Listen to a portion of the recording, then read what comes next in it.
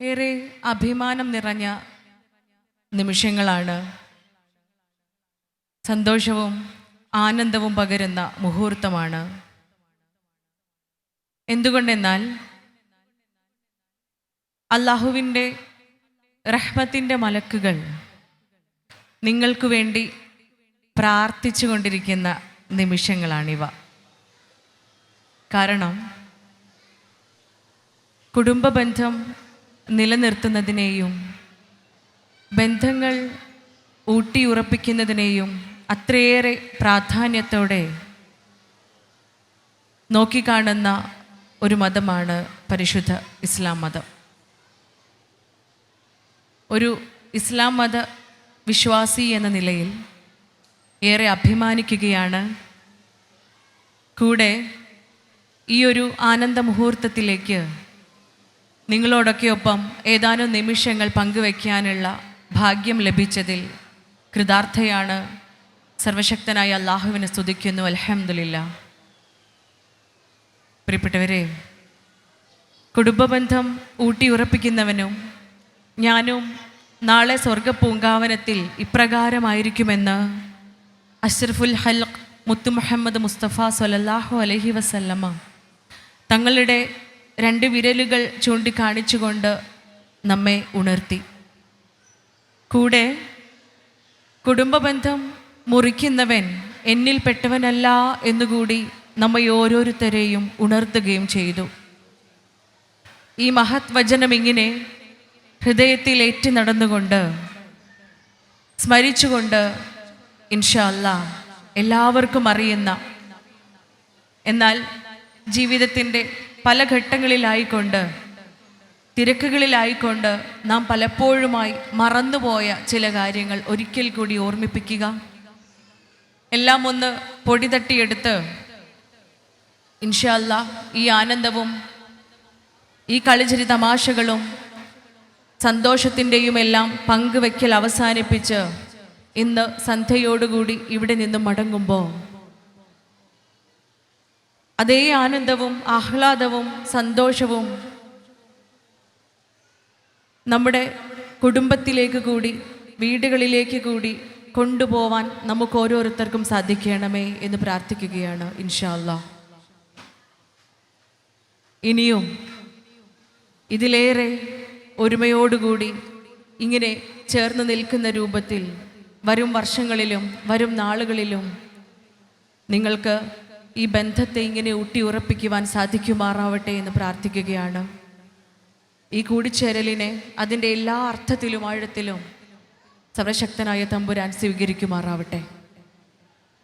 പ്രിയപ്പെട്ടവരെ, ഇന്ന് അൻവർക്ക ഇവിടെ സംസാരിക്കാൻ എന്നെ ഏൽപ്പിച്ച വിഷയം അൻവർക്കയെ നേരത്തെ പരിചയമുണ്ട്. ഇമ്പമുള്ള കുടുംബം എന്ന ടോപ്പിക്കാണ്. യഥാർത്ഥത്തിൽ ആ പേരിൽ ചെറിയൊരു മിസ്റ്റേക്ക് ഉണ്ട് അല്ലേ? ആർക്കെങ്കിലും കിട്ടിയോ? ആർക്കെങ്കിലും അതിൽ മിസ്റ്റേക്ക് കിട്ടിയിട്ടുണ്ടോ? ഇമ്പമുള്ള കുടുംബം നിങ്ങളൊക്കെ അവിടെ ഇല്ലേ? ഒന്നാമത്തെ കാര്യം എന്താണെന്നറിയോ? ഞാൻ മാത്രമാണ് ഒറ്റ അല്ലേ? നിങ്ങളൊക്കെ ഒരൊറ്റ കുടുംബത്തിലെ ആളുകളാണ്. നിങ്ങളുടെ ശക്തി, നിങ്ങളുടെ പവർ കാണിക്കാൻ വേണ്ടി ഇങ്ങനെ കൂടിയിരിക്കുകയാണ് നിങ്ങൾ ഓരോരുത്തരും. പക്ഷെ ഞാൻ ഒറ്റയാണ്. ഞാൻ പുറമേന്ന് വന്ന ഒരാളാണ്. അതുകൊണ്ട് നിങ്ങളുടെ ശക്തി കണ്ട് ഞാൻ ഞെട്ടിയിരിക്കുകയാണ് ഓൾറെഡി. അപ്പം എന്നെ ഒറ്റയ്ക്ക് പറയിപ്പിക്കരുത്. നമുക്ക് ഒരുമിച്ച് സംസാരിക്കാം അല്ലേ? അതല്ലേ രസം? അതല്ലേ അതിൻ്റെ ഒരു മൊഞ്ച്? അങ്ങനെയാണല്ലോ. അപ്പോൾ നിങ്ങളെല്ലാവരും ഇവിടെ ഉണ്ട്. ഇമ്പമുള്ള കുടുംബം എന്ന ആ പേരിൽ ചെറിയൊരു മിസ്റ്റേക്ക് ഉണ്ട്. യഥാർത്ഥത്തിൽ ഇമ്പമുള്ള കുടുംബം എന്ന് പറയേണ്ട കാര്യമുണ്ടോ? കുടുംബം എന്ന് പറഞ്ഞാൽ തന്നെ എന്താ അർത്ഥം? കൂടുമ്പോൾ ബോംബ് പൊട്ട്. നല്ല കഥ. ഇവിടെയൊക്കെ ബോംബാണോ പൊട്ടല്? അല്ല, കൂടുമ്പോൾ ബോംബല്ല പൊട്ടുക. കൂടുമ്പോൾ ഇമ്പം പകരുന്നതാണ് കുടുംബം. കൂടുമ്പോൾ ഇമ്പം പകരുന്നതിനെയാണ് നമ്മൾ കുടുംബം എന്ന് പറയുന്നത്. അപ്പോൾ നമ്മൾ ഓരോരുത്തർ ഇവിടെ കൂടി നിൽക്കുകയാണ്, നമ്മൾ എല്ലാവരും ഇവിടെ കൂടി നിൽക്കുമ്പോൾ അങ്ങേയറ്റം ഇമ്പമാണ്, എല്ലാവരുടെയും മുഖത്ത് അത് കാണുന്നുണ്ട്. ഏറെ സന്തോഷത്തിലാണ് എല്ലാവരും ഉള്ളത്. ആ ഇമ്പം ഇങ്ങനെ ആസ്വദിച്ചുകൊണ്ടിരിക്കുകയാണ്. ഇൻഷാ അല്ലാഹ് നമ്മളുടെ പ്രോഗ്രാമൊക്കെ അവസാനിപ്പിച്ച് ഇന്നത്തെ ഈ രസമൊക്കെ കഴിഞ്ഞ് വൈകുന്നേരം നമ്മൾ വീട്ടിലേക്ക് പോകുമ്പോഴും നമ്മൾ ഓരോരുത്തരും നമ്മളുടെ ഓരോരുത്തരുടെയും ഇടമായ പരിശുദ്ധ ഖുർആനിൽ മസ്കൻ എന്നാണ് ആ ഇടത്തെ വിശേഷിപ്പിക്കുന്നത്. മസ്കൻ എന്ന് വെച്ചാൽ ഏറ്റവും സമാധാനമുള്ള ഇടം എന്നാണ് മസ്കനിൻ്റെ അർത്ഥം. സമാധാനമുള്ള ഇടം എന്നല്ല പറഞ്ഞിരിക്കുന്നത്, ഭൂമിയിൽ തന്നെ ഏറ്റവും സമാധാനമുള്ള ഇടം എന്നാണ് മസ്കനിൻ്റെ അർത്ഥം. ആ പേര് വെച്ചിട്ടാണ് പരിശുദ്ധ ഖുർആനിൽ നമ്മുടെയൊക്കെ വീടിനെ, നമ്മുടെയൊക്കെ കുടുംബത്തെ അഭിസംബോധന ചെയ്തിട്ടുള്ളത്. അതുകൊണ്ട് തന്നെ ആ സമാധാന കൂട്ടിലേക്ക് നമ്മൾ എത്തുമ്പോൾ ഇവിടെ നിന്നും ലഭിച്ച ആനന്ദവും ആഹ്ലാദവും സമാധാനവും സംതൃപ്തിയും ഒരണുമണി തൂക്കം പോലും കുറയാൻ പാടില്ല. ആ വീടിനെ കുറിച്ച് ആലോചിക്കുമ്പോൾ, ആ വീട്ടിലുള്ള ഓരോ വ്യക്തികളെയും കുറിച്ച് ആലോചിക്കുമ്പോൾ, ആ വീട്ടിൽ നമുക്ക് ഉണ്ടാവാൻ പോകുന്ന ഓരോ അനുഭവങ്ങളെ കുറിച്ച് ആലോചിക്കുമ്പോൾ, അതുമല്ലെങ്കിൽ ഈ നിമിഷം വരെ ഇങ്ങോട്ടേക്ക് പുറപ്പെടുന്നത് വരെ ആ വീടുമായി ബന്ധപ്പെട്ട് നമുക്കുണ്ടായിരുന്ന അനുഭവങ്ങളെ കുറിച്ച് ചിന്തിക്കുമ്പോൾ നമ്മുടെ ഉള്ളിൽ സന്തോഷമാണ് ഉണ്ടാവേണ്ടത്. നേരത്തെ പറഞ്ഞ ആ ഇമ്പവും ആനന്ദവും ആഹ്ലാദവുമാണ് ഉണ്ടാവേണ്ടത്. പക്ഷേ പലപ്പോഴും നമ്മൾ ഓരോരുത്തരും ഇങ്ങനെ നെഞ്ചിൽ കൈ വെച്ചുകൊണ്ട് ചിന്തിക്കുമ്പോൾ ഞാൻ പൂർണ്ണമായും മസ്കൻ എന്ന ആ വാക്കിൻ്റെ അർത്ഥം എൻ്റെ കുടുംബത്തിൽ ആസ്വദിക്കുവാൻ, പൂർത്തിയാക്കുവാൻ എനിക്ക് സാധിക്കുന്നുണ്ടോ എന്ന് ചിന്തിക്കേണ്ടതുണ്ട്. കാരണം മസ്കൻ എന്ന് നമ്മളെ കുടുംബത്തെ, നമ്മളെ വീടിനെ പേരിട്ട് വിളിച്ചത് മറ്റാരുമല്ല, റബ്ബാണ്, അല്ലാഹു ആണ്. അതുകൊണ്ട് തന്നെ ദൈവം നമുക്ക് നൽകുന്ന ഒരു വാഗ്ദാനമാണത്. ആ മസ്കൻ എന്ന പേരിൻ്റെ അർത്ഥം അത് പൂർത്തിയാക്കുക എന്നത് നമ്മളിൽ ഓരോരുത്തരിലും നിക്ഷിപ്തമായ കർത്തവ്യമാണ്, ബാധ്യതയാണ്. പ്രിയപ്പെട്ടവരെ, ആ ബാധ്യത പൂർത്തീകരിക്കുവാൻ നമ്മൾ എന്തെല്ലാമൊക്കെയാണ് ചെയ്യേണ്ടത്? ഞാനടക്കം, ഞാനും നിങ്ങളും എന്തെല്ലാമൊക്കെയാണ് ചെയ്യേണ്ടത്? ഞാൻ എങ്ങനെയെല്ലാമൊക്കെയാണ് ആയിത്തീരേണ്ടത്? അതുമല്ലെങ്കിൽ ഞാൻ എങ്ങനെയാണ് ആവാതിരിക്കേണ്ടത് എന്ന ചോദ്യത്തിൻ്റെ ഉത്തരമാണ് ഇൻഷാ അല്ലാഹ് കുറച്ച് സമയം കൊണ്ട് നമ്മൾ അന്വേഷിക്കുന്നത്, ചർച്ച ചെയ്യുന്നത്, പങ്കുവെക്കുന്നത്.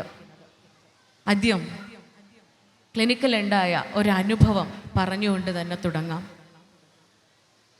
കുറച്ച് മുൻപേ ഒരു സ്ത്രീ, എന്നെ പോലെയുള്ള, നിങ്ങളെയൊക്കെ പോലെയുള്ള ഒരു ഉമ്മ, 3 ആൺകുട്ടികളുടെ ഉമ്മയാണ്.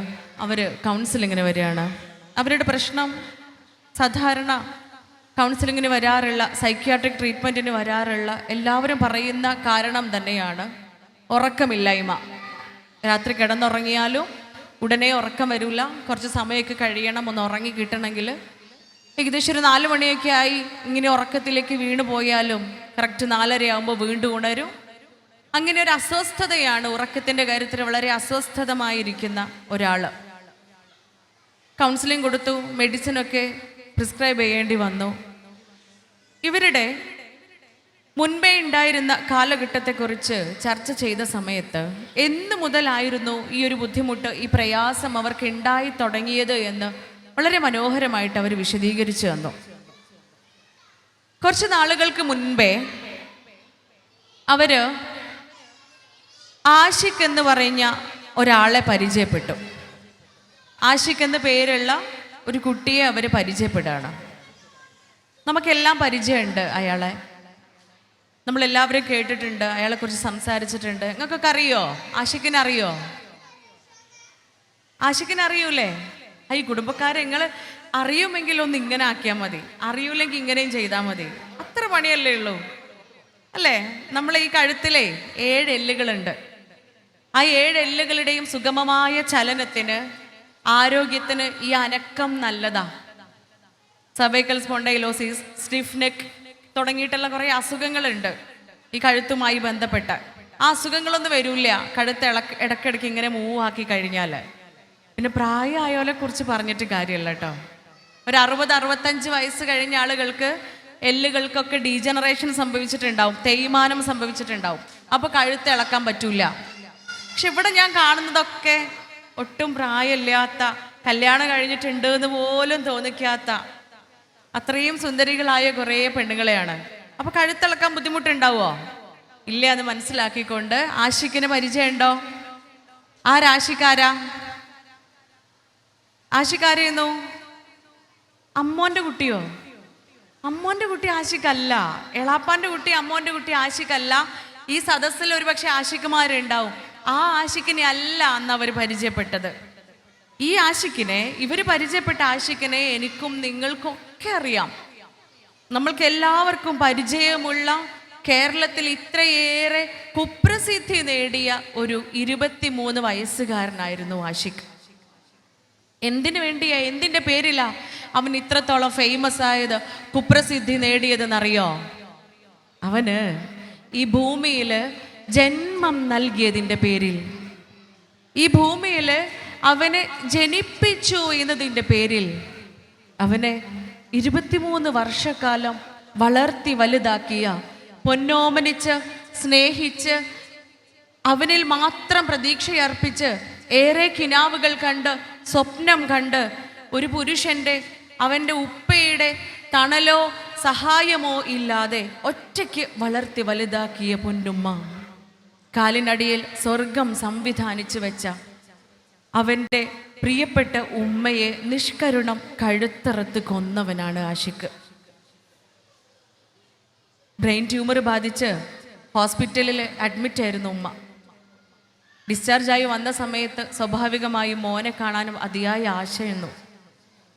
അങ്ങനെ ഡി അഡിക്ഷൻ സെൻ്ററിൽ നിന്നും ലഹരിക്ക് അടിമപ്പെട്ട് ഡി അഡിക്ഷൻ സെൻ്ററിൽ അഡ്മിറ്റ് ആക്കിയ മകൻ ഉമ്മയെ കാണാൻ വേണ്ടിയിട്ട് വരിക.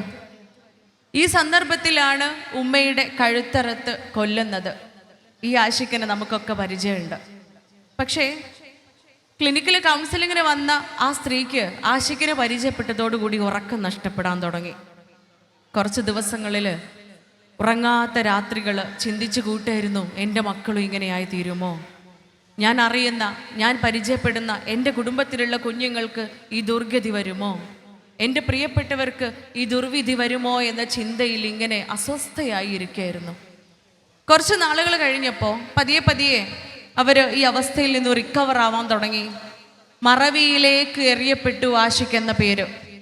പക്ഷേ അധികം വൈകാതെ തന്നെ അടുത്ത ഒരാളെ പരിചയപ്പെട്ടു. നമ്മളെല്ലാവരും പരിചയപ്പെട്ട പൊന്നുമോൻ മിഹിർ. മിഹിറിനെ നമുക്കറിയാം അല്ലേ?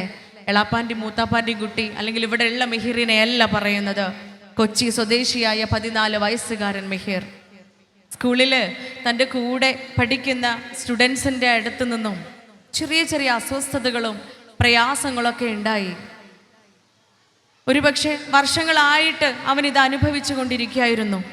താങ്ങാനുള്ള, അതിനെ മറികടക്കാനുള്ള മനോബലം അവനുണ്ടായിരുന്നില്ല. പകരമായിക്കൊണ്ട് സ്കൂളിൻ്റെ ഏറ്റവും മുകളിൽ 24 നിലയുടെ മുകളിൽ കയറി അവൻ്റെ ജീവൻ നൽകിക്കൊണ്ട് അവൻ ആ ദുഃഖത്തിന് പകരം വീട്ടുകയായിരുന്നു. ഇതുകൂടി ആയപ്പോൾ ആ ഉമ്മയ്ക്ക് വീണ്ടും ഉറക്കമില്ലായ്മ തുടങ്ങുകയാണ്. ഏകദേശം മരുന്നൊക്കെ കുടിച്ച് ആ അവസ്ഥയിൽ നിന്ന് മാറി തുടങ്ങുമ്പോഴാണ് വീണ്ടും ആ ഉമ്മ ഷഹബാസിനെയും അഫാനെയും പരിചയപ്പെടുന്നത്. പ്രിയപ്പെട്ടവരെ, നമ്മുടെയൊക്കെ വീട്ടിൽ ചർച്ച ചെയ്യപ്പെട്ട 2 പേരുകളാണ് ഷഹബാസും അഫാനും ഒക്കെ. ഒരു വേള കണ്ണുനീര് കൊണ്ടോ വാക്കുകൾ കൊണ്ടോ അഫാനെ ശപിച്ച ഉമ്മമാരായിരിക്കും നമ്മളൊക്കെ. ഞാനടക്കം, എന്നെ കൂടി ഉൾപ്പെടുത്തിയിട്ടാണ് ഞാൻ പറയുന്നത്. നമ്മളടക്കം അഫാനെ ഒരു തവണയെങ്കിലും നമ്മൾ വാക്കുകൊണ്ടോ കണ്ണുനീര് കൊണ്ടോ നമ്മൾ ശപിച്ചിട്ടുണ്ടാവും. പ്രാർത്ഥിച്ചു കാണും, എനിക്ക് ഈ ഗതി വരരുതേ, ഇനി ഈ കേരളത്തിൽ, ഇനി ഈ ഭൂമിയിൽ തന്നെ ഒരു ഉമ്മയ്ക്കും ഒരു കുടുംബത്തിനും ഈ അവസ്ഥ വരരുതേ എന്ന് ഹൃദയത്തിൽ തൊട്ട് നിസ്കാര പായയിൽ കിടന്ന് നമ്മൾ പ്രാർത്ഥിച്ചു കാണും. പ്രിയപ്പെട്ടവരെ, ഷഹബാസിനെ നിഷ്കരുണം കൊല ചെയ്ത മക്കൾ, ഉമ്മയെ കൊല്ലാൻ ശ്രമിച്ചതോടൊപ്പം കുടുംബത്തിലെ ഏറ്റവും പ്രിയപ്പെട്ട 4 പേരെ കൊല ചെയ്ത അഫാൻ. എന്തുകൊണ്ടാണ്? ഒരു വേള കുറ്റപ്പെടുത്തുവാനും ഒറ്റപ്പെടുത്തുവാനൊക്കെ മുതിർന്നവരാ നമ്മളൊക്കെ, അല്ലെങ്കിൽ അങ്ങനെയൊക്കെ ചെയ്തവരാണ് നമ്മളൊക്കെ. ഈ 4 പേരുകൾ ഏറ്റവും എളുപ്പം, നമ്മളൊക്കെ എല്ലാവർക്കും ഇടയിലും ഫെമിലിയറായ 4 പേരുകൾ പെട്ടെന്ന് മനസ്സിൽ വരാൻ വേണ്ടി ഓർത്തെടുത്ത് പറഞ്ഞു എന്നേ ഉള്ളൂ. ഇതിനിടയിലൊക്കെ നിരവധി അനവധി മറ്റു പേരുകളാണ് ഓരോ ദിവസവും സോഷ്യൽ മീഡിയാസിലൂടെ, പത്രത്താളിലൂടെ നമ്മൾ കണ്ടുകൊണ്ടിരിക്കുന്നത്, കേട്ടുകൊണ്ടിരിക്കുന്നത്. സത്യം പറഞ്ഞാൽ കൗൺസിലിങ്ങിന് വന്ന ആ ഒരു ലേഡിയുടേത് മാത്രമല്ല ഈ അനുഭവം. നമുക്ക് എല്ലാവർക്കും ഒരു പക്ഷേ ഇതേ അവസ്ഥയിലൂടെ നമ്മൾ ഓരോരുത്തരും കടന്നു പോയിക്കൊണ്ടിരിക്കുന്നവരാവാം. ഓരോ ദിവസവും രാത്രി ഉറങ്ങുമ്പോൾ സമാധാനത്തോടെ സന്തോഷത്തോടെ ഉറങ്ങാൻ സാധിക്കാറില്ല. കാരണം ഉള്ളിൽ ആദിയാണ്. നാളെ ഉണരുമ്പോൾ ഇൻഷാ അല്ലാ എൻ്റെ റബ്ബ് അടുത്ത ഒരു ദിവസത്തേക്ക് എനിക്ക് ആയുസ് നീട്ടിത്തരികയാണ് എങ്കിൽ എൻ്റെ കണ്ണിമ തുറക്കുമ്പോൾ ഞാൻ കാണേണ്ടി വരുന്ന വാർത്ത, ഞാൻ കേൾക്കേണ്ടി വരുന്ന വാർത്തകൾ എന്തായിരിക്കാം? ഏത് രൂപത്തിലായിരിക്കാം? ഒരുപക്ഷെ എൻ്റെ മകനോ എൻ്റെ മകളോ, അതുമല്ലെങ്കിൽ എൻ്റെ കുടുംബത്തിലെ ഒരാളോ, അതുമല്ലെങ്കിൽ എനിക്ക് പരിചയമുള്ള, എനിക്ക് ഏറ്റവും പ്രിയപ്പെട്ട എൻ്റെ അയൽപക്കത്തുള്ള ആരും ആവരുതേ എന്ന പ്രാർത്ഥനയോടുകൂടി, ആ ഗദ്ഗതത്തോടുകൂടി ഉറങ്ങുന്നവരാണ് നമ്മൾ ഓരോരുത്തരും. പക്ഷേ എന്ത് ചെയ്യേണ്ടതുണ്ട്? നമ്മൾ വളരെ കൂലംകുശമായി, വളരെ ജാഗ്രതയോടുകൂടി നമ്മൾ ഓരോരുത്തരും ചിന്തിക്കേണ്ടതുണ്ട് പ്രിയപ്പെട്ടവരെ. അത് അയൽവക്കത്തല്ലേ, അത് തൊട്ടടുത്ത നാട്ടിലല്ലേ, അത് കുറച്ചപ്പുറത്തല്ലേ, എൻ്റെ വീട്ടിലല്ലല്ലോ, എൻ്റെ മക്കൾക്കല്ലല്ലോ എന്ന് നമ്മൾ ആശ്വസിക്കുമ്പോൾ ചിന്തിക്കുക, അടുത്തുകൊണ്ടിരിക്കുകയാണ്. അത് അതിവേഗം സഞ്ചരിച്ച് നമ്മുടെ കുടുംബങ്ങളിലേക്ക്, എൻ്റെ വീട്ടിലേക്കും എത്തിക്കൊണ്ടിരിക്കുകയാണ് എന്ന ചിന്തയിൽ വേണം നമ്മൾ ഓരോ ദിവസവും കഴിച്ചു കൂട്ടാൻ. അവിടെ നമ്മൾ ഓരോരുത്തരും ഒരുമിച്ച് നിന്നുകൊണ്ട് എന്ത് ചെയ്യണം, ഞാൻ എങ്ങനെയെല്ലാം ആവണം, ഇത്തരത്തിലുള്ള ദുർവിധി, ഇത്തരത്തിലുള്ള ദുർഗതിയിലേക്ക് ഞാനും എൻ്റെ കുടുംബവും എത്താതിരിക്കുവാൻ, ഒരുപക്ഷെ ഈ കുടുംബത്തിലുള്ള ഒരാളും എത്താതിരിക്കുവാൻ നാം എന്ത് ചെയ്യേണ്ടതുണ്ട്? 2 കാര്യങ്ങളാണ് പ്രിയപ്പെട്ടവരെ. ഞാനും നിങ്ങളും ചെയ്യേണ്ടത് 2 കാര്യങ്ങളേ ഉള്ളൂ. അത് ജീവിതത്തിൽ പ്രാവർത്തികമാക്കിയാൽ ഒരുപക്ഷെ വിധി എപ്രകാരമാണെങ്കിലും കുറ്റബോധം പേറാതെ നമുക്ക് ജീവിക്കാൻ സാധിക്കും.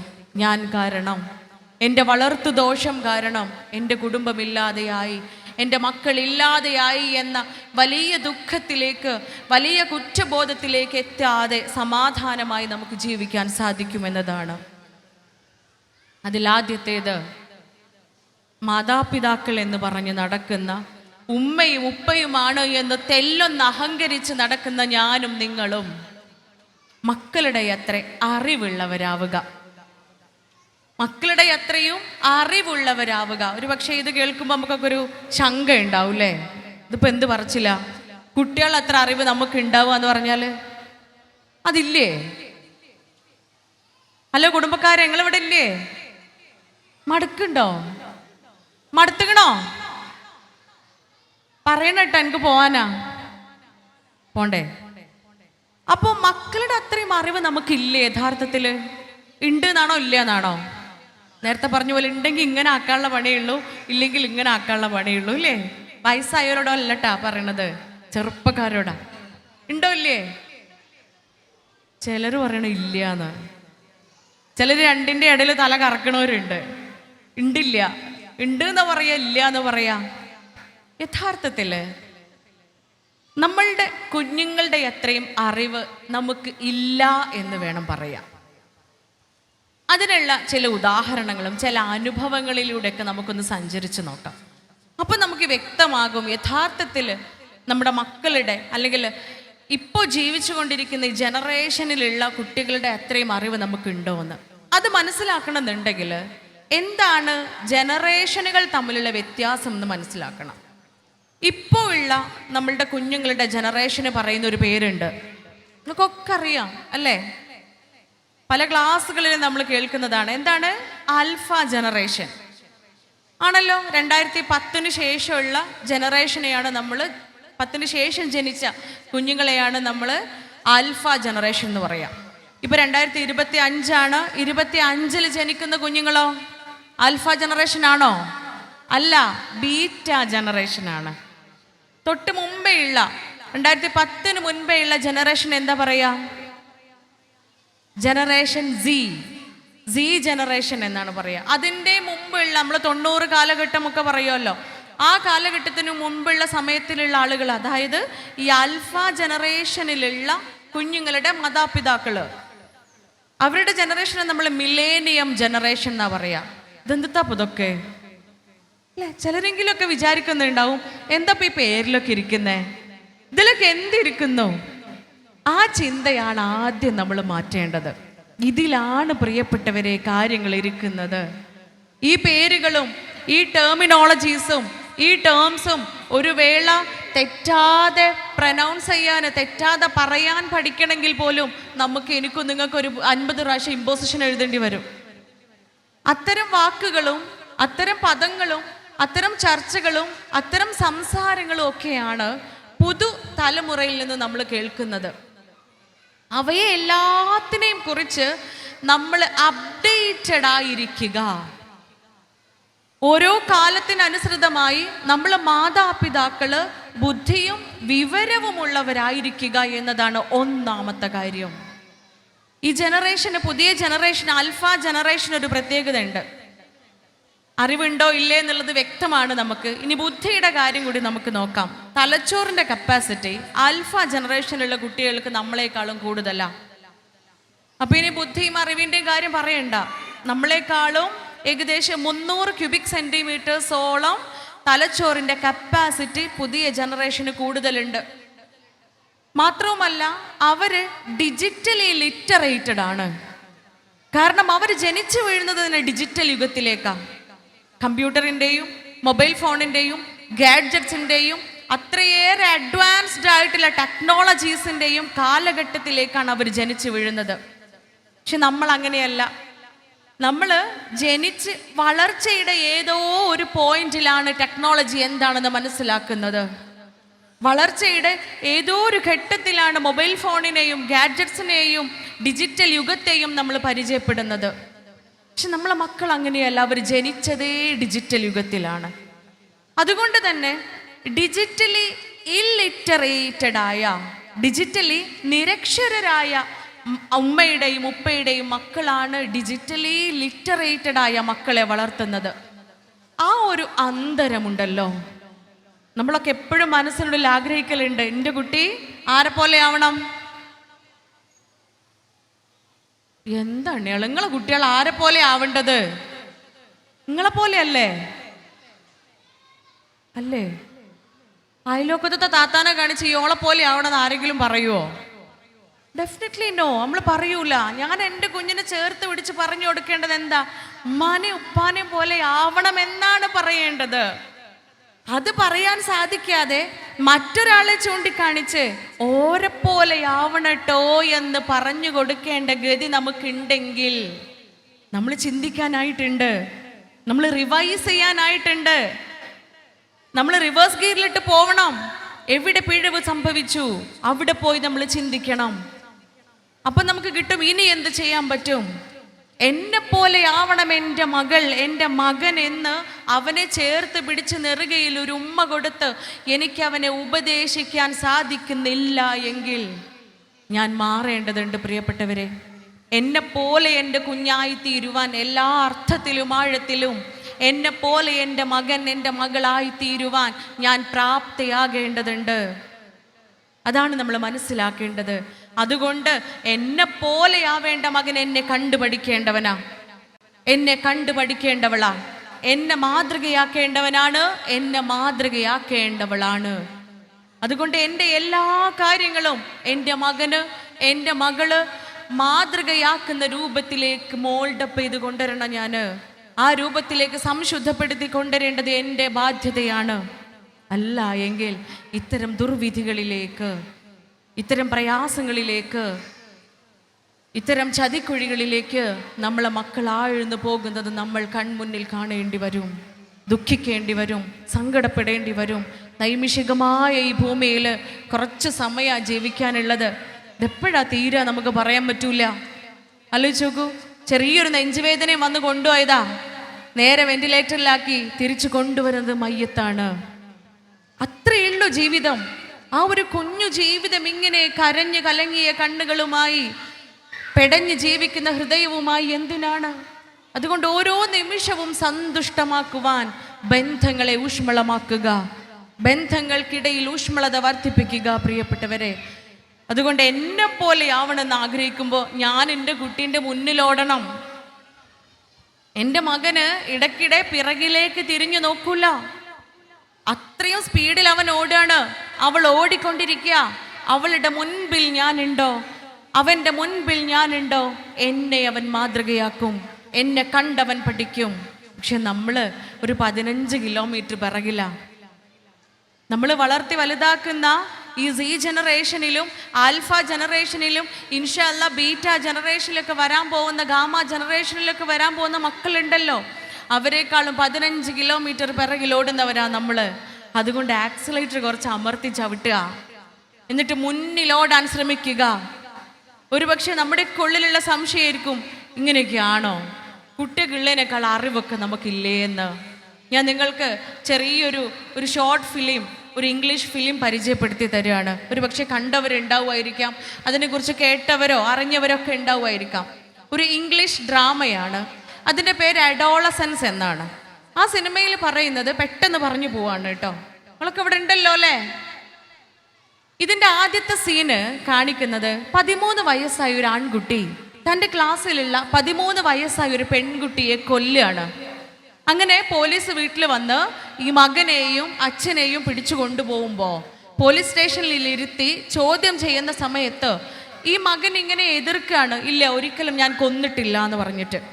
പോലീസ് ഉദ്യോഗസ്ഥൻ വീണ്ടും CCTV ഫൂട്ടേജ് കാണിച്ചു കൊടുക്കുന്നുണ്ട്. എന്നിട്ട് അവൻ്റെ മുമ്പിൽ കാണിച്ചിട്ട് പറയുന്നുണ്ട്, ഇത് നീയാണ് ഈ കൊലപാതകം ചെയ്യുന്നത്, ഇതാണ് അതിൻ്റെ ഏറ്റവും വലിയ പ്രൂഫ് എന്ന്. അപ്പം ഈ കുട്ടി പറയും, പോലീസ് ഉദ്യോഗസ്ഥനോട് പുറത്ത് പോകാൻ പറഞ്ഞിട്ട് എനിക്ക് കുറച്ച് സമയം എൻ്റെ അച്ഛനോടൊന്ന് സംസാരിക്കണമെന്ന് പറയുന്നുണ്ട്. പോലീസ് ഉദ്യോഗസ്ഥൻ പുറത്തു പോയി അച്ഛനും മകനും കൂടെ സംസാരിക്കുമ്പോൾ അച്ഛൻ ചോദിക്കുകയാണ്, മോനെ നീ ഈ പെൺകുട്ടിയുമായി അങ്ങേയറ്റം സൗഹൃദത്തിലാണ്, നിങ്ങൾ വളരെ നല്ല ഫ്രണ്ട്സ് ആണല്ലോ, അങ്ങനെയാണ് അച്ഛന് തോന്നിയിട്ടുള്ളത്, പിന്നെ എന്തിനാണ് നീ പെൺകുട്ടിയെ കൊന്നത്? മോന് തിരിച്ച് മറുപടി പറയാണ്, അച്ഛാ എൻ്റെ ഇൻസ്റ്റഗ്രാം അക്കൗണ്ട് ഒന്ന് നോക്കൂ. മോന് ഫോണ് അച്ഛൻ്റെ കയ്യിൽ കൊടുത്തിട്ട് അവൻ്റെ ഇൻസ്റ്റഗ്രാം അക്കൗണ്ട് ഒന്ന് നോക്കാൻ പറയാണ്. അച്ഛനത് വിശദമായി പരിശോധിക്കുമ്പോൾ കുറേ നാളുകളായിട്ട് അവൻ ഇട്ടുകൊണ്ടിരിക്കുന്ന എല്ലാ പോസ്റ്റുകൾക്കും താഴെ ഈ പെൺകുട്ടിയുടെ കമൻസ് ഉണ്ട്. എല്ലാ പോസ്റ്റുകളുടെയും താഴെ ഈ പെൺകുട്ടി പലതരത്തിലുള്ള സ്റ്റിക്കറുകളും കമൻ്റായിട്ട് ഇട്ടിട്ടുണ്ട്. ഈ അച്ഛൻ ഇങ്ങനെ ശ്രദ്ധിക്കുകയാണ്, പല സ്റ്റിക്കറുകളും ക്യാപ്സ്യൂളിൻ്റെ ഷേപ്പിലാണുള്ളത്. ക്യാപ്സ്യൂളിൻ്റെ ഫോട്ടോ സ്റ്റിക്കറാക്കിയതാണ് പല സ്റ്റിക്കറുകളും. മറ്റു പലതും കിഡ്നി പീ ഉണ്ട്, നമ്മളൊക്കെ ഉപ്പേരിയൊക്കെ വെക്കുന്ന വൻപയറില്ലേ, ഹലോ മമ്പയർ അറിയില്ലണ്ണയാളെ, നിങ്ങളിവിടെ ഉണ്ടോയെന്ന് അറിയാൻ വേണ്ടിയിട്ടാട്ടോ. ഈ വൻപയറാണ് കിഡ്നി പീ. ഈ കിഡ്നി പീയുടെ ഷേപ്പിലുള്ള സ്റ്റിക്കറുകളാണ് മറ്റു പല കമൻസും.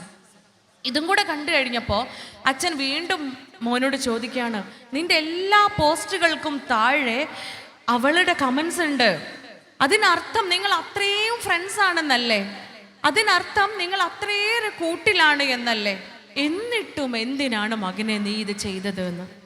അച്ഛനെ ചേർത്ത് പിടിച്ചിട്ട് ആ മകൻ പറയുന്നുണ്ട്, അച്ഛാ ഷീ ഈസ് ബുള്ളിങ് മീ, അവൾ എന്നെ കളിയാക്കിക്കൊണ്ടിരിക്കുകയാണ്. അത്രയേറെ നാളുകളായിട്ട് അവൾ എന്നെ കുറ്റപ്പെടുത്തിക്കൊണ്ടിരിക്കുകയാണ്, അവൾ എന്നെ ഒറ്റപ്പെടുത്തിക്കൊണ്ടിരിക്കുകയാണ്, അവൾ എന്നെ പരിഹസിച്ചു കൊണ്ടിരിക്കുകയാണ് എന്ന്. അച്ഛൻ ഇങ്ങനെ അത്ഭുതപ്പെട്ട് അന്താളിച്ച് നിൽക്കുക, ഇതിലെന്ത് കളിയാക്കലാണുള്ളത്? ഈ സ്റ്റിക്കറുകളിൽ അച്ഛൻ പഠിച്ചു വന്ന, അച്ഛൻ്റെ ജീവിതത്തിലൂടെ പരിചയിച്ചു വന്ന എന്ത് കളിയാക്കലിൻ്റെ സ്റ്റിക്കറും ഇമോജിയുമാണ് അതിലുള്ളത് എന്ന് ചിന്തിച്ചിരിക്കുമ്പോഴാണ് പ്രിയപ്പെട്ടവരെ, അവിടെയാണ് നമ്മൾ മനസ്സിലാക്കേണ്ടത്. തികച്ചും കൗമാരപ്രായത്തിലൂടെ കടന്നുപോയിക്കൊണ്ടിരിക്കുന്ന, ഇന്ന് ജീവിച്ചിരിക്കുന്ന ആൽഫ ജനറേഷനിലും Z ജനറേഷനിലും ഇരിക്കുന്ന നമ്മുടെ മക്കൾക്ക് മാത്രം അറിയുന്ന, എന്നാൽ അവയെക്കുറിച്ചൊന്നും ഉമ്മയാണ് ഉപ്പയാണെന്ന് അഹങ്കരിക്കുന്ന നമുക്ക് യാതൊരുവിധ അറിവുമില്ലാത്ത ചില കാര്യങ്ങൾ. അവിടെയാണ് ഈ അന്തരത്തിൻ്റെ ആഴം നമ്മൾ മനസ്സിലാക്കേണ്ടത്. മക്കൾക്ക് മുൻപിലോടേണ്ട നമ്മൾ അറിവിൻ്റെ കാര്യത്തിൽ, അല്ലെങ്കിൽ അവർ ഉൾക്കൊള്ളുന്ന, അവരവരുടെ ജീവിതത്തിൻ്റെ ഭാഗമാക്കി മാറ്റുന്ന, അവരതിൻ്റെ പിറകെ പോയിക്കൊണ്ടിരിക്കുന്ന ആ ചിന്തയിൽ നിന്നും നമ്മൾ എത്രയേറെ അകലെയാണ് എന്ന് മനസ്സിലാക്കേണ്ടത്. അച്ഛൻ അത്ഭുതപ്പെട്ടു പോകാൻ അച്ഛനറിയില്ല എന്താണ് കിഡ്നി പീയുടെ സ്റ്റിക്കർ അർത്ഥം വെക്കുന്നത്. അച്ഛനറിയില്ല എന്താണ് ക്യാപ്സ്യൂളിൻ്റെ സ്റ്റിക്കർ അർത്ഥം വെക്കുന്നത്. നമുക്കറിയോ? കുടുംബക്കാരെ, നമുക്കറിയോ? എനിക്കും അറിയണ്ടായിരുന്നില്ല, നിങ്ങളിൽ പലർക്കും ഇപ്പോഴും അറിയില്ല. ക്യാപ്സ്യൂളിൻ്റെ സ്റ്റിക്കർ കണ്ട നമ്മൾ എന്താ മനസ്സിലാക്കുക? തമാശ രൂപത്തിലാണെങ്കിൽ എനിക്ക് വട്ടല്ലേ, പോയി ഗുളിക കുടിച്ചലാന്നായിരിക്കും പറയണത് എന്ന് നമ്മൾ വിചാരിക്കും, അല്ലേ? പോയി ഗുളിക കുടിക്കാൻ പറയണതായിരിക്കും എന്ന് സിംപ്ലി നമ്മൾ അങ്ങനെ വിചാരിച്ചിട്ടുണ്ടാവും. കിഡ്നി പീയുടെ ഷേപ്പിലുള്ള, വൻപയറിൻ്റെ ഷേപ്പിലുള്ള സ്റ്റിക്കർ കണ്ടു കഴിയുമ്പോൾ അവിടെ നമ്മൾ മനസ്സിലാക്കും വിശക്കുന്നുണ്ടാവും, പോയി കഞ്ഞിയും പയറും കുടിച്ചൂടെ എന്ന് പറയണതായിരിക്കും എന്ന്. ഒരു പക്ഷേ നമ്മൾ വളർന്നു വന്ന സാഹചര്യം, നമ്മൾ കേൾക്കുകയും കാണുകയും ചെയ്യുന്ന, നമ്മളും അതേ സോഷ്യൽ മീഡിയാസും അതേ മൊബൈൽ ഫോണും അതേ ഗാഡ്ജറ്റ്സും അതേ ടെക്നോളജിയും ഒക്കെ അനുഭവിക്കുന്നുണ്ട്, ഉപയോഗിക്കുന്നുണ്ട്. പക്ഷെ പ്രിയപ്പെട്ടവരെ, നമുക്കറിയാം നമ്മുടെ കയ്യിലുള്ള മൊബൈൽ ഫോൺ, ഈ മൊബൈൽ ഫോണ് നമ്മുടെ മുൻപിൽ കാണിച്ചു തരുന്ന വീഡിയോസ് ആയിക്കോട്ടെ, നോട്ടിഫിക്കേഷൻസ് ആയിക്കോട്ടെ, ഇത് എന്തിനനുസരിച്ചായിരിക്കും? നമ്മുടെ ചിന്തയ്ക്കനുസരിച്ചായിരിക്കും. നമ്മൾ എന്താണോ സെർച്ച് ചെയ്യുന്നത്, നമ്മൾ സെർച്ച് ചെയ്യേണ്ട മനസ്സിൽ വിചാരിച്ചാൽ മതി. അടുത്ത തവണ ഫോൺ തുറന്നു നോക്കുമ്പോൾ അതിൽ വരാറില്ലേ? ഇല്ലേ? നിങ്ങൾക്ക് ആർക്കും അനുഭവം ഇല്ലേ? ഉണ്ട്, പല തവണ അനുഭവമുള്ള കാര്യമാണ്. ഒരിക്കൽ എൻ്റെ ഒരു അനുഭവം പറയാം. നൗഷാദക്കാരുടെ അടുത്ത് ഞാൻ പറഞ്ഞു, നമുക്കൊരു പോർട്ടബിൾ ജ്യൂസ് മിക്സർ വാങ്ങണമെന്ന്.